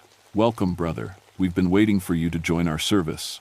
I swept my flashlight beam across the church ruins. They were definitely empty, just snow-covered stone and collapsed timber. But the voice had been real. I was certain of that. Who's there? I called out. Where are you? No response. I approached the church slowly, my boots crunching in the snow. When I reached the foundation, I climbed over the broken wall and stood where the altar would have been. My flashlight revealed nothing but ruins covered in snow. But the snow wasn't right. Inside the church foundation, the snow was arranged in rows, as if invisible people had been sitting in pews. And at what would have been the front of the church, the snow was disturbed in the shape of a pulpit. I knelt down and brushed away some of the snow from one of the pew areas. Underneath, I found a hymnal. Not an old weather-beaten book, but a hymnal that looked like it had been printed yesterday. The pages were crisp and white, and when I opened it, the book fell open to "Come, Thou Fount of Every Blessing," the exact hymn I'd heard being sung. That's when I found Dr. Hannah Cross. She was sitting in what would have been the back pew, if there had been pews. But she was sitting on empty air, about 2 feet off the ground, her back straight as if she were in an actual church service. Her eyes were open, but she wasn't seeing me. She was staring toward the front of the ruins with an expression of peaceful devotion. "Dr. Cross," I said, approaching her carefully. "Dr. Cross, can you hear me?" She turned her head slowly to look at me, and when she spoke, her voice had the same old-fashioned accent I'd heard before. "Shush now, brother. The preacher is about to begin his sermon. We've been waiting such a long time to hear the word." I checked her pulse. It was steady but slow, and her skin felt warm despite the freezing temperature. She was alive, but something was very wrong. "Where are the other researchers?" I asked. "Dr. White and Dr. Torres?" Dr. Cross smiled peacefully. "They're here for the service, of course. We're all here. The whole congregation is here, just like it should be." But I was looking at empty space. Except for Dr. Cross, the church ruins were completely empty. That's when the singing started again. This time, the singing was coming from all around me. Not just from the front of the church, but from every direction, as if I were surrounded by an invisible choir. The voices were beautiful, men, women, and children singing in perfect harmony, but I could see no one except Dr. Cross, who had turned back toward the front of the ruins and was mouthing the words to the hymn. The temperature inside the church foundation began to rise. Not dramatically, but enough that I could feel the difference. My breath stopped forming clouds, and the snow under my feet started to soften. I tried my radio. "Base station, this is Ranger Shepard. I've found one of the missing researchers. She's alive but in some kind of altered state. I need immediate medical evacuation." Static answered me. Then, cutting through the static, I heard a man's voice, the same deep voice I'd heard before. "No need for outside help, brother. Everything you need is right here with us." The radio went dead.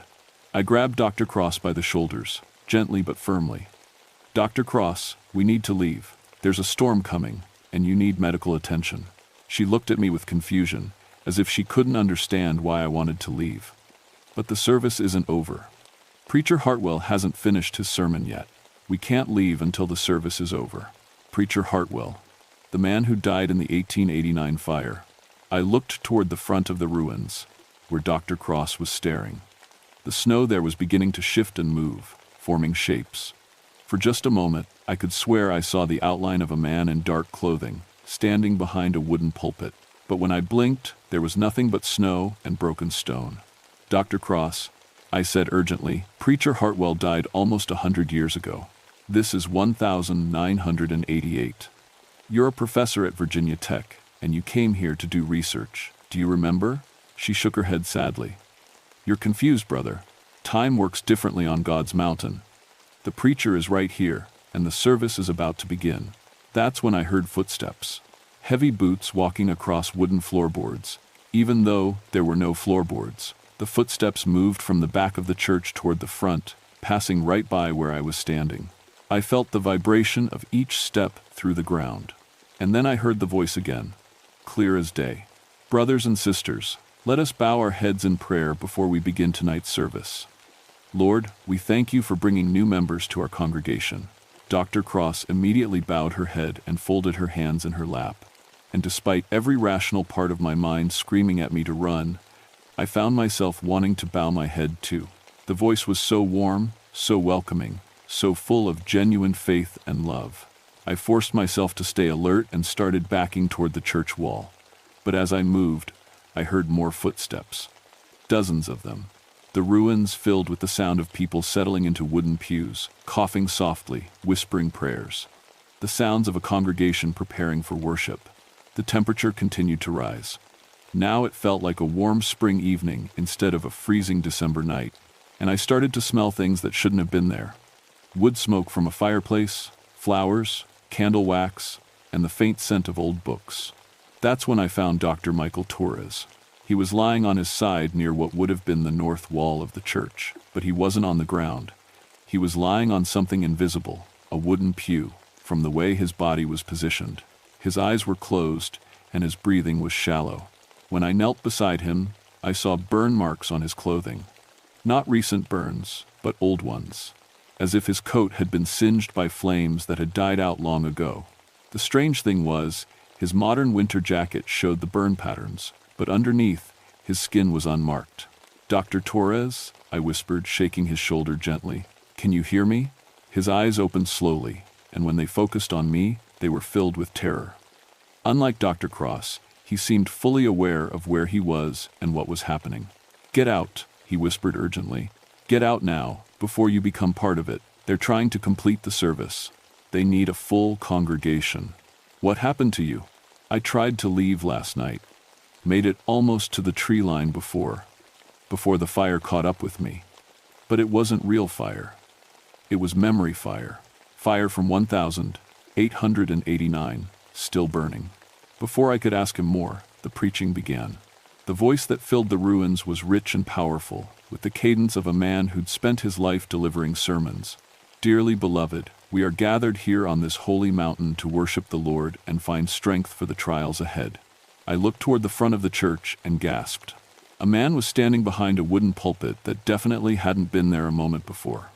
He was tall and thin, wearing a black suit and white collar that marked him as a preacher. His face was kind but weathered, and his eyes burned with religious fervor. Behind him, the entire church had been restored. Stone walls rose to support a wooden roof. Stained glass windows let in warm, colored light. Oil lamps hung from iron brackets, casting everything in a golden glow. And filling every pew was a congregation of men, women, and children, dressed in 1,880 clothing.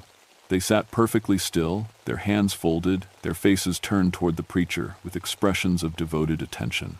Dr. Cross was no longer sitting on empty air. She was sitting in an actual wooden pew, and her modern winter clothing had been replaced by a long dress and bonnet that matched what the other women in the congregation were wearing. "No," I breathed, backing toward the wall. But when I looked behind me, the wall was gone. I was inside a complete, fully functional church, and the only way out was through the congregation. Preacher Hartwell's eyes found mine across the church. He smiled warmly and gestured for me to take a seat. "Welcome, Brother Shepherd," he said, somehow knowing my name. "We've been waiting for you to join us. Please, take a seat. The service is about to begin, and we have so much to discuss about faith and sacrifice and the bonds that tie us to holy ground." Dr. Torres grabbed my arm. "Don't sit down," he whispered. "Whatever you do, don't sit down. Once you take a seat, you become part of the congregation, part of the service that can never end." I understood then what was happening, and the knowledge hit me like a punch to the stomach. The congregation that died in the 1889 fire hadn't left Mount Sinai. They were still here, still trying to complete the Christmas Eve service that had been interrupted by flames and hatred. But they needed living people to fill out their ranks, to make the service complete. "Dr. Torres," I whispered, "where's Dr. White?" He pointed toward the front of the church with a shaking hand. Dr. Jennifer White was sitting in the front pew, wearing a blue dress from the 1880. Like Dr. Cross, she was staring at Preacher Hartwell with devoted attention, completely unaware of me or Dr. Torres. The preacher continued his sermon, and his words were beautiful. He spoke about faith in the face of persecution, about standing strong when others tried to destroy what you believed in, about love conquering hate, and how sacred ground could never truly be destroyed. I found myself listening, drawn in by his voice and his message. Part of me, the part that had once studied for the ministry, recognized the truth in his words. These people had died for their faith, killed by those who couldn't tolerate their way of worshiping. "Brother Shepherd," Preacher Hartwell called out, interrupting his sermon to address me directly. "I know your heart is troubled. I know you left the ministry because you doubted your calling. But you were meant to be here, on this mountain, in this moment. Your ancestor was among those who set the fire that killed us." The words hit me like a physical blow. "That's impossible. Jeremiah Shepherd," the preacher continued, "your great-great-grandfather, he was among the men who decided our worship was too enthusiastic, too emotional, too different from what they considered proper. He helped pour the coal oil that fed the flames. Memories I'd buried came flooding back. Family stories about an ancestor who'd been involved in religious troubles in the mountains. Stories my grandmother had told me about how the Shepherd family had carried guilt for generations about something that happened at an old mountain church. "You carry his guilt," Preacher Hartwell said gently, "and his debt, but you also carry the chance for redemption. Help us complete our service, Brother Shepherd. Help us find the peace we've been seeking for 100 years. Dr. Torres was pulling on my arm, trying to get me to move toward what he thought was the exit. But I could see what he couldn't. The walls around us weren't real walls. They were made of memory and faith and the desperate need of souls who died protecting what they believed in. "What do you want?" I asked the preacher. "Only what we've always wanted," he replied. "To finish our Christmas Eve service, to sing our hymns, share our prayers, and celebrate the birth of our Lord. When the service is complete, we can rest. And if I help you, what happens to the people from Virginia Tech?" Preacher Hartwell's expression grew sad. "Those who've joined our congregation willingly can leave when the service ends. Those who've resisted." He gestured toward Dr. Torres, whose burn marks were becoming more visible as I watched. I realized I had a choice to make. I could try to fight my way out of the church, probably losing Dr. Torres and maybe the other researchers in the process. Or I could do what the congregation needed, help them complete their interrupted service and find peace. But there was a third option, one that my years of seminary training had prepared me for, even though I hadn't realized it at the time. "Preacher Hartwell," I said, standing up and facing him directly, "your congregation has been waiting a long time for proper closure. You deserve to complete your service with dignity and respect. But these researchers aren't part of your original congregation. They came here as visitors, as guests." The preacher nodded slowly. "That's true. In the Methodist tradition, guests are always welcome to participate in worship, but they're never required to join the congregation permanently. Isn't that right?" A murmur went through the phantom congregation. They remembered. They knew I was right. "You're a smart young man, Brother Shepherd," Preacher Hartwell said with a slight smile. "Yes, that's our tradition. Guests may worship with us, but they choose whether to join us permanently." "Then let me propose this," I said, my heart pounding. "Let me help you complete your service properly. Let me stand in as your assistant pastor, using the training I received in seminary. We'll complete the Christmas Eve service the way it should have been completed in 1889. But when it's done, when you've had your proper worship and your proper closure, you let the visitors leave." The preacher was quiet for a long moment. Around the church, the congregation waited for his answer. "And you, Brother Shepherd, you carry your ancestors' debt. Are you willing to stay and join us permanently?" I looked around the church, at Dr. Cross and Dr. White sitting peacefully in their pews, at Dr. Torres with his burn marks, at the faces of people who died nearly a century ago for the crime of worshiping differently. "I'll stay if that's what's required," I said, "but I'd like to ask for something else instead." "What would you ask?" "Let me carry your story back to the world below. Let me make sure people remember what happened here, not as a curse or a haunting, but as a tragedy that should never be repeated. Let me help build something here that honors your memory properly." The congregation was murmuring now, and I could hear hope in their voices. They wanted to be remembered. They wanted their deaths to mean something more than just tragedy. Preacher Hartwell stepped down from the pulpit and walked over to where I was standing. Up close, I could see the marks of the fire that had killed him, but his eyes were kind and full of wisdom. "You would do this? You would see that we're remembered with respect?" "Yes, sir. I give you my word." He smiled then, and the expression transformed his whole face. "Then let us complete our service, Brother Shepherd. Help me give my congregation the Christmas Eve worship they died protecting." What followed was the most beautiful and terrifying hour of my life. I stood beside Preacher Hartwell as he completed the sermon he'd been trying to finish for 100 years. The congregation sang hymns in voices that soared to the rafters. We shared communion using bread and wine that tasted real, but left no trace when the service ended. I read from Scripture, passages about love conquering hate, about faith surviving persecution, about the promise that death could not separate the faithful from their God. My seminary training came back to me as if I'd never left school, and I found myself preaching with a passion I'd never felt before. When the service ended, Preacher Hartwell turned to the congregation and spoke the words they'd been waiting a century to hear. Go in peace, knowing that your faith was true, your worship was valid, and your sacrifice was not in vain. Rest now in the love of God. One by one, the members of the congregation stood and walked toward the front of the church. As they reached the altar, they faded away like morning mist. But each one turned to smile at me before disappearing. Men, women, and children who died for their faith finally found their peace. When the last congregation member had gone, the church began to fade around us. The walls became transparent, the roof dissolved, and the pews turned back into snow-covered ground. Dr. Cross, Dr. White, and Dr. Torres were sitting in the snow, wearing their modern clothes again, looking confused but unharmed. The burn marks on Dr. Torres's jacket had disappeared. Preacher Hartwell was the last to go. He placed a hand on my shoulder and said, "Thank you, Brother Shepherd. You've given us the greatest gift, the chance to finish what we started and find our rest."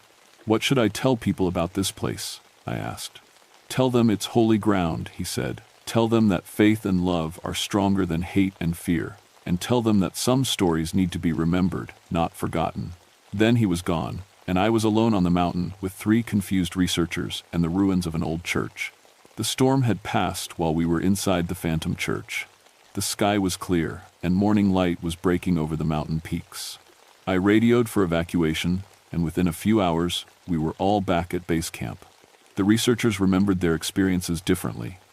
Dr. Cross thought she'd had vivid dreams about attending a beautiful church service. Dr. White recalled hearing amazing music but couldn't explain where it came from. Dr. Torres was the only one who remembered it clearly, and he backed up my official report completely. That was 6 months ago. Since then, I've been working with the Jefferson National Forest Administration, local churches, and historical societies to create something special on Mount Sinai. We're building an interfaith memorial chapel that honors religious freedom and tolerance.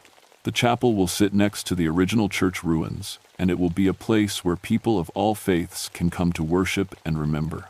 The state has recognized Mount Sinai as a historical site, with markers telling the true story of what happened in 1889. Not a story about ghosts or hauntings, but a story about religious persecution and the importance of protecting everyone's right to worship freely. I've personally led dozens of families and religious groups up to the mountain. The place feels peaceful now, truly peaceful. Sometimes visitors report hearing faint music on the wind, but it's beautiful music, not frightening. A few have said they felt a sense of welcome and blessing while standing near the old church ruins.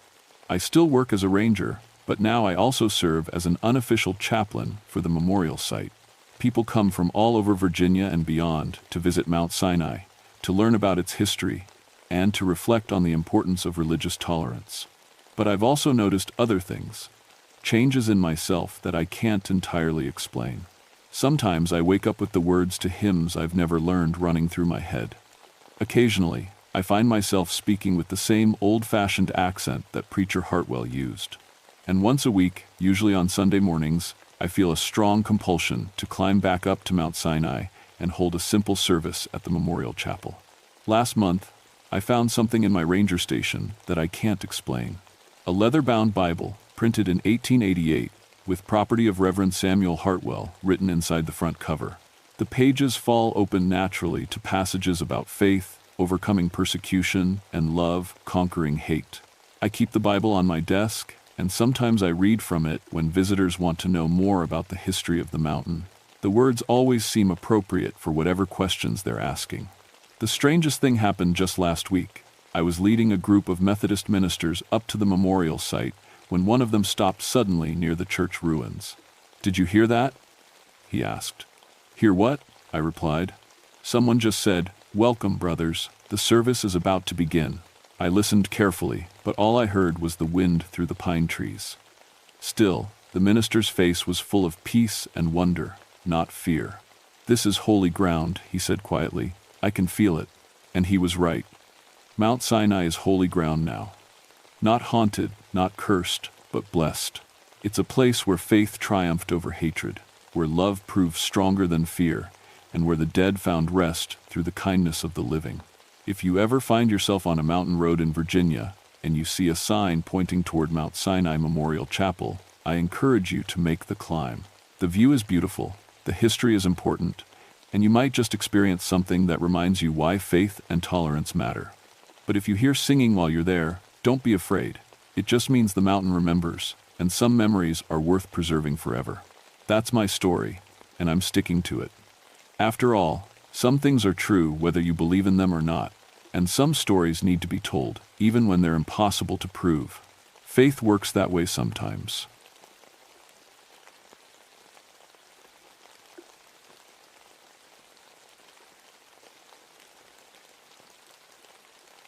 My name is Prudence Blackthorne, but everyone calls me Prue.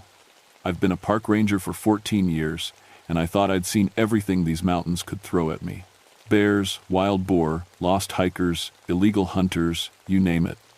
But nothing prepared me for what I found in Witch Gap. I'm not your typical ranger. Got my PhD in anthropology before I ever picked up a badge.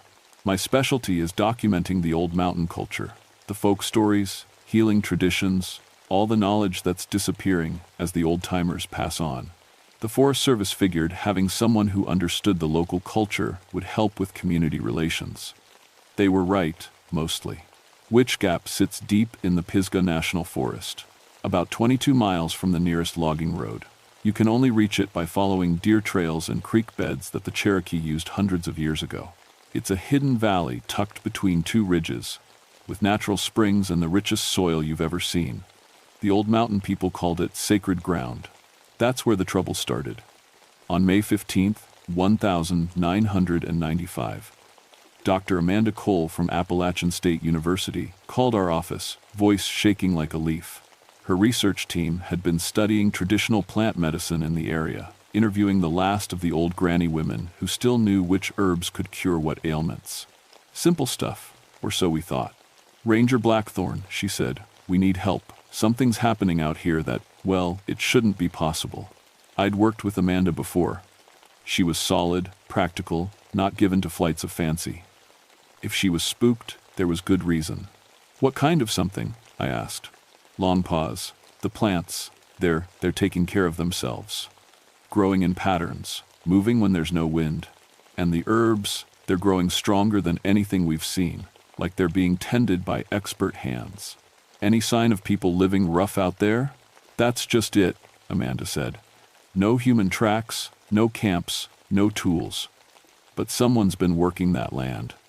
Working it better than any botanist alive." I promised to head out first thing in the morning. Witch Gap was a 3-hour hike through rough country, but I knew the way by heart. My great-grandmother used to tell stories about that place. How the mountain women would gather there during the full moon to collect healing plants and share their knowledge. Of course, that was before the preachers came through in the 1920 seconds, calling them all devil worshippers and witches. That night, I packed my usual gear, first aid kit, radio, camera, notebook for documenting whatever cultural sites Amanda's team might have found. I also threw in some of the old plant guides my great-grandmother had passed down. Hand-drawn pictures of healing herbs with notes in faded mountain dialect. Figured they might come in handy. Should have known better.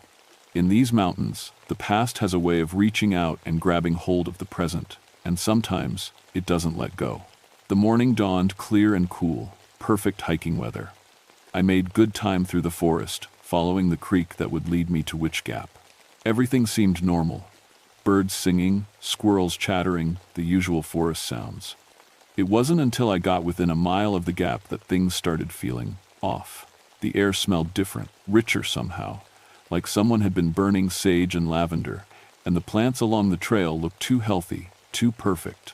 Wildflowers blooming out of season, herbs growing in neat little clusters like someone had planted them. I stopped to check my compass, thinking maybe I'd taken a wrong turn. But no, this was the right path. I'd walked it dozens of times. It just felt different now. like the forest was holding its breath, waiting for something. The first thing I noticed when I reached Witch Gap was the garden. It spread across the valley floor in perfect rows and circles, every plant healthy and full. Herbs I recognized from my great-grandmother's drawings: golden seal, bloodroot, wild ginseng, plants that took decades to mature. They grew here like weeds in a vegetable patch. But there was no one around. Amanda's team had cleared out, leaving only their research markers stuck in the ground. Little white flags marking different plant species, all fluttering in a breeze that didn't touch anything else. I called out, voice echoing off the ridge walls. "Amanda? Dr. Cole?" Nothing. Just that weird stillness, like the whole valley was listening. I walked into the garden, and that's when I saw the first impossible thing. The plants moved. Not swaying in the wind. There wasn't any wind down in the valley. They turned toward me like they were tracking my movement. A patch of wild mint actually rustled as I passed, leaves brushing together in a rhythm that sounded almost like whispering. I stopped and pulled out my camera. Through the viewfinder, everything looked normal. Just plants doing plant things. But the second I lowered the camera, there it was again. That subtle movement, like the garden was alive and watching. My radio crackled. Static, then a voice. Female. Speaking in the old mountain dialect my great-grandmother used. "Child, you best be careful where you step. Some of them herbs bite back." I fumbled for the radio. "Hello? Who is this? Amanda?" More static than silence. I looked around the empty valley. My voice came out smaller than I intended. "Is someone there?" That's when I heard the singing. It was faint at first, like wind through the trees. But as I stood there listening, it got clearer. Women's voices, harmonizing in the old way. A song I'd heard my great-grandmother hum while she worked in her own herb garden. Asterisk, "Gather ye herbs in the morning dew." Asterisk, asterisk, "When the moon is full and the sky is true." Asterisk, asterisk, "Speak their names with reverent care." Asterisk, asterisk, "For the old one's wisdom lingers there." Asterisk. The voices came from everywhere and nowhere. I spun around, but the valley was empty except for me and that impossible garden. I found Amanda's notebook under a rock cairn that definitely hadn't been there that morning. Her handwriting was shaky, words scrawled fast, like she was in a hurry. Asterisk, day 3. Plants responding to presence. Growth patterns suggest intelligent cultivation. No human habitation found, but fresh herbal preparations appearing overnight. Well-made medicines using traditional methods none of us know. Mark thinks we're being watched. Vi says the plants are trying to tell us something. I think we should leave. Asterisk. Asterisk, day 4. Mark missing since yesterday evening. Found him this morning by the spring, perfectly healthy but speaking mountain dialect he never learned. Claims he was learning from the grandmothers, refuses to leave, says the old women need him to carry on their work. Asterisk. Asterisk, day 5. This is impossible, but I have to record it. We saw them. Transparent figures in old-style dresses, moving through the garden like they belonged there. They were gathering herbs, preparing medicines with expert hands. When they saw us watching, one smiled and waved, a friendly ghost. Vi tried to approach them, but they faded away like morning mist. Asterisk. The notebook ended there. I looked up from the pages and nearly dropped the book. Standing at the far edge of the garden was a woman in a faded blue dress, gray hair tied back in a kerchief. She was bent over a patch of bloodroot, carefully digging with her bare hands. I blinked hard, thinking it was a trick of the light. When I looked again, she was still there, solid as anything. "Ma'am," I called out. "Are you all right?" She straightened up and turned toward me. Her face was kind but weathered, with eyes that held decades of mountain wisdom. When she smiled, I felt my great-grandmother's presence so strong it made my knees weak. "Well, child," she said in the same voice I'd heard on the radio, "about time someone with sense showed up. These young folks from the college, they mean well, but they don't understand the old ways." I walked toward her, heart hammering. "I'm Ranger Blackthorn. I'm looking for the research team." Blackthorn. She tasted the name like it was familiar. "You wouldn't be kin to Mercy Blackthorn, would you? Sweet girl, had the gift for healing, lost her too young. My great-grandmother's name. This woman couldn't possibly have known her. Mercy died in 1924, during the Troubles when the preachers came through burning herb gardens and calling the granny women devils. That was my great-grandmother, I whispered. The woman nodded, unsurprised. Thought so, you got her eyes. And her hands. She gestured at my fingers. Good for working with growing things. I looked down at my hands, confused. When I looked up again, the woman was gone. But in the dirt where she'd been digging, someone had left a perfect bundle of bloodroot, tied with dried grass in the old traditional way. Medicine for healing wounds? Mine were just beginning to open. I set up camp that evening in a clearing near the spring, following protocol even though everything about this situation was far from normal. As darkness fell, the garden began to glow.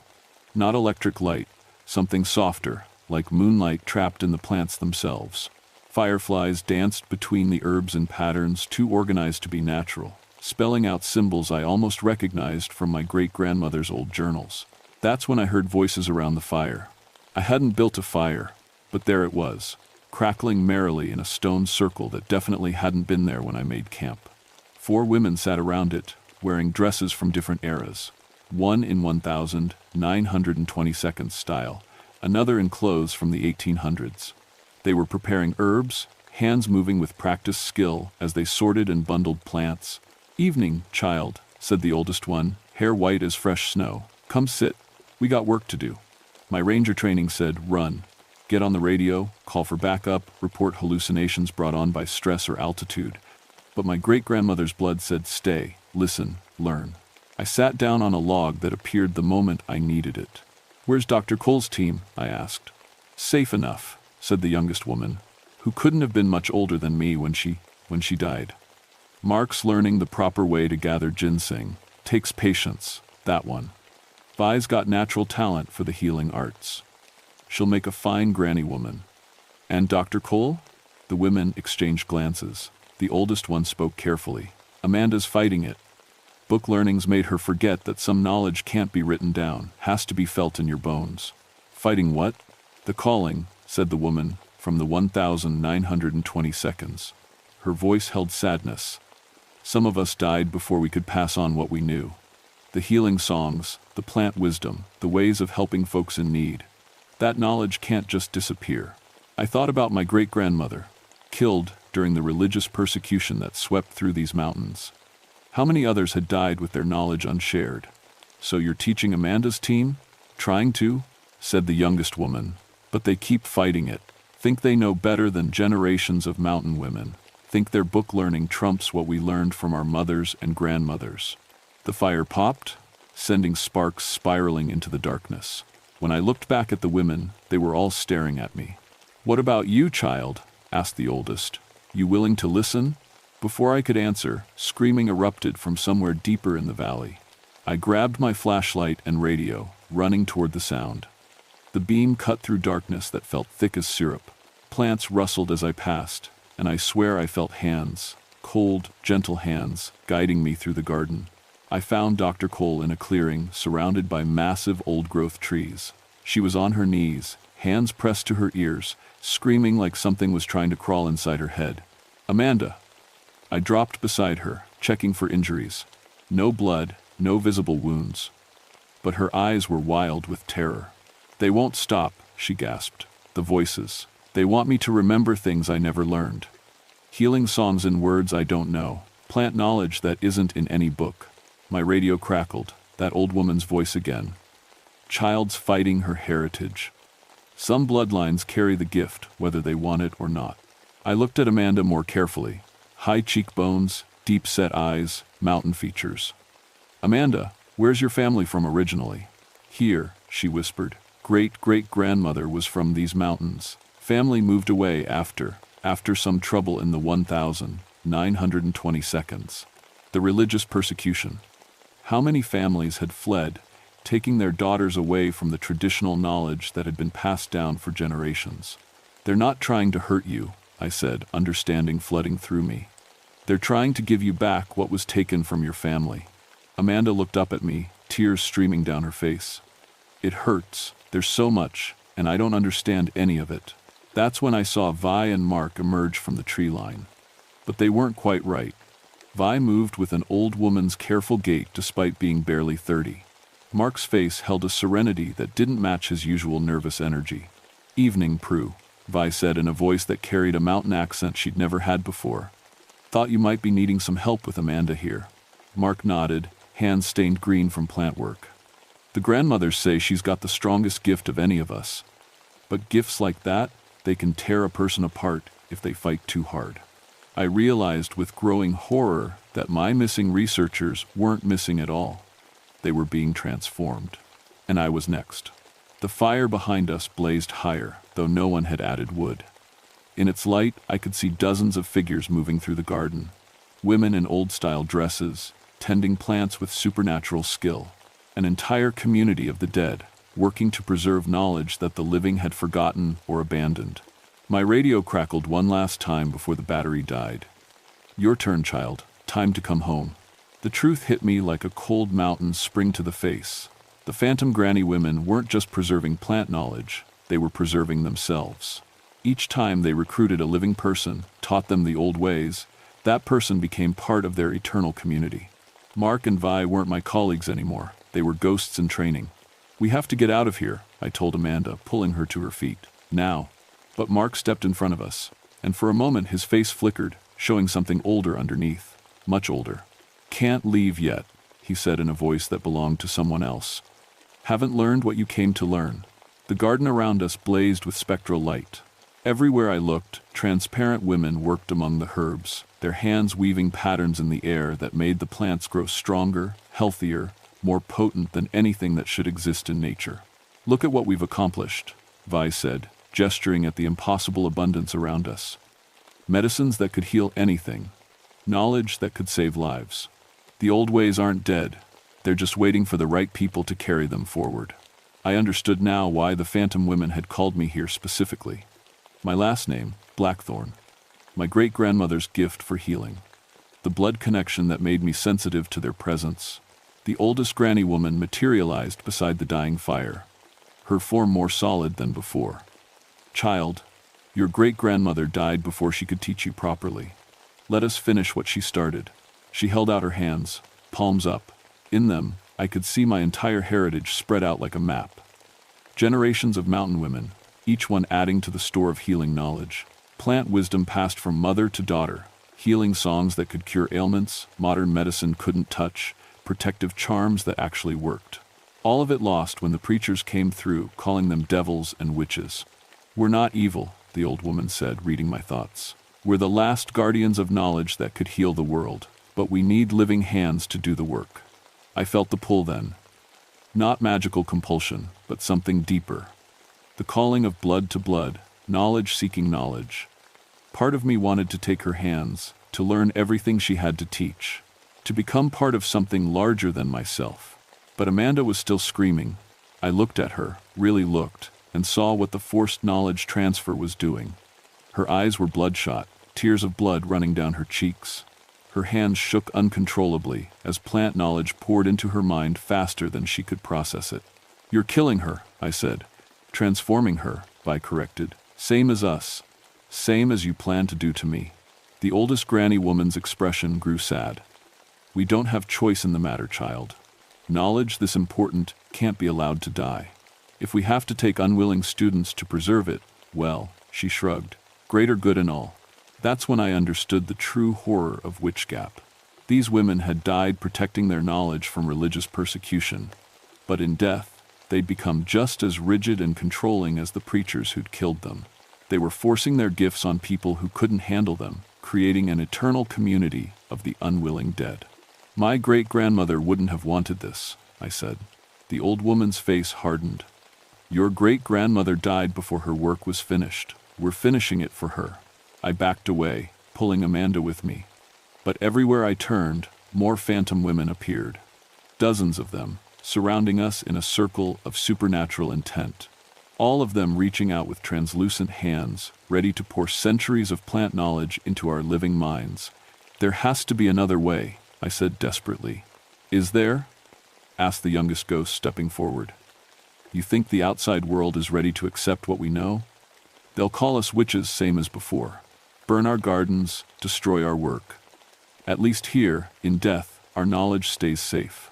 Looking around at the incredible garden, the perfect herbs, the medicines that could cure anything, I realized she was right about one thing. The outside world would never accept this. But that didn't mean it had to stay trapped in a valley full of ghosts. I thought about my position as a park ranger, my academic credentials, my connections with the university system. Maybe there was a way to preserve the knowledge without trapping people's souls. What if I could promise you something better? I said.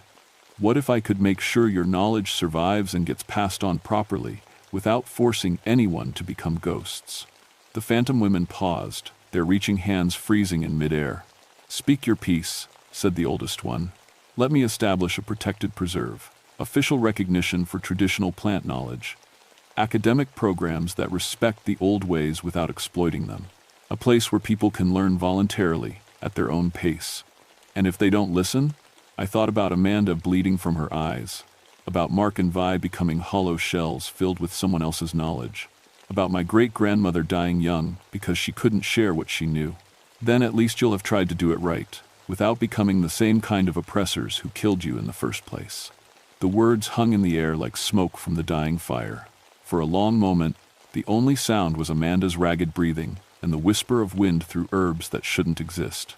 Then the oldest granny woman smiled, really smiled, for the first time since I'd seen her. Smart girl, she said, just like your great-grandmother. The phantoms didn't just disappear. They faded slowly, like morning mist burning off under sunlight. But before they left, each one touched my forehead with gossamer fingers, not forcing knowledge into my mind, but offering it.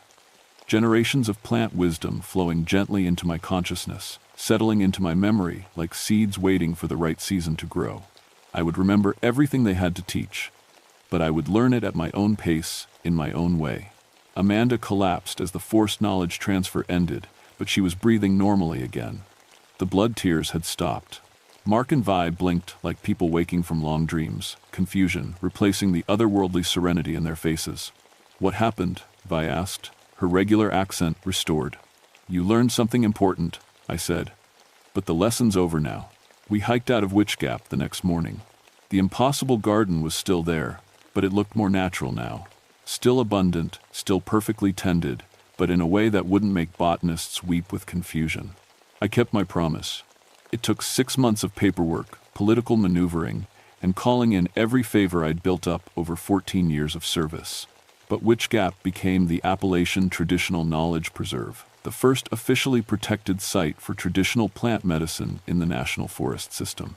We established partnerships with 3 universities, bringing in ethnobotanists who understood the cultural significance of what they were studying, not exploiting the knowledge, but learning it properly. Respectfully, Amanda leads the program now.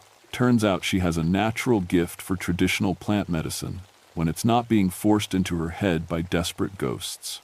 Mark documents the oral histories. Vi teaches workshops on sustainable herb gathering.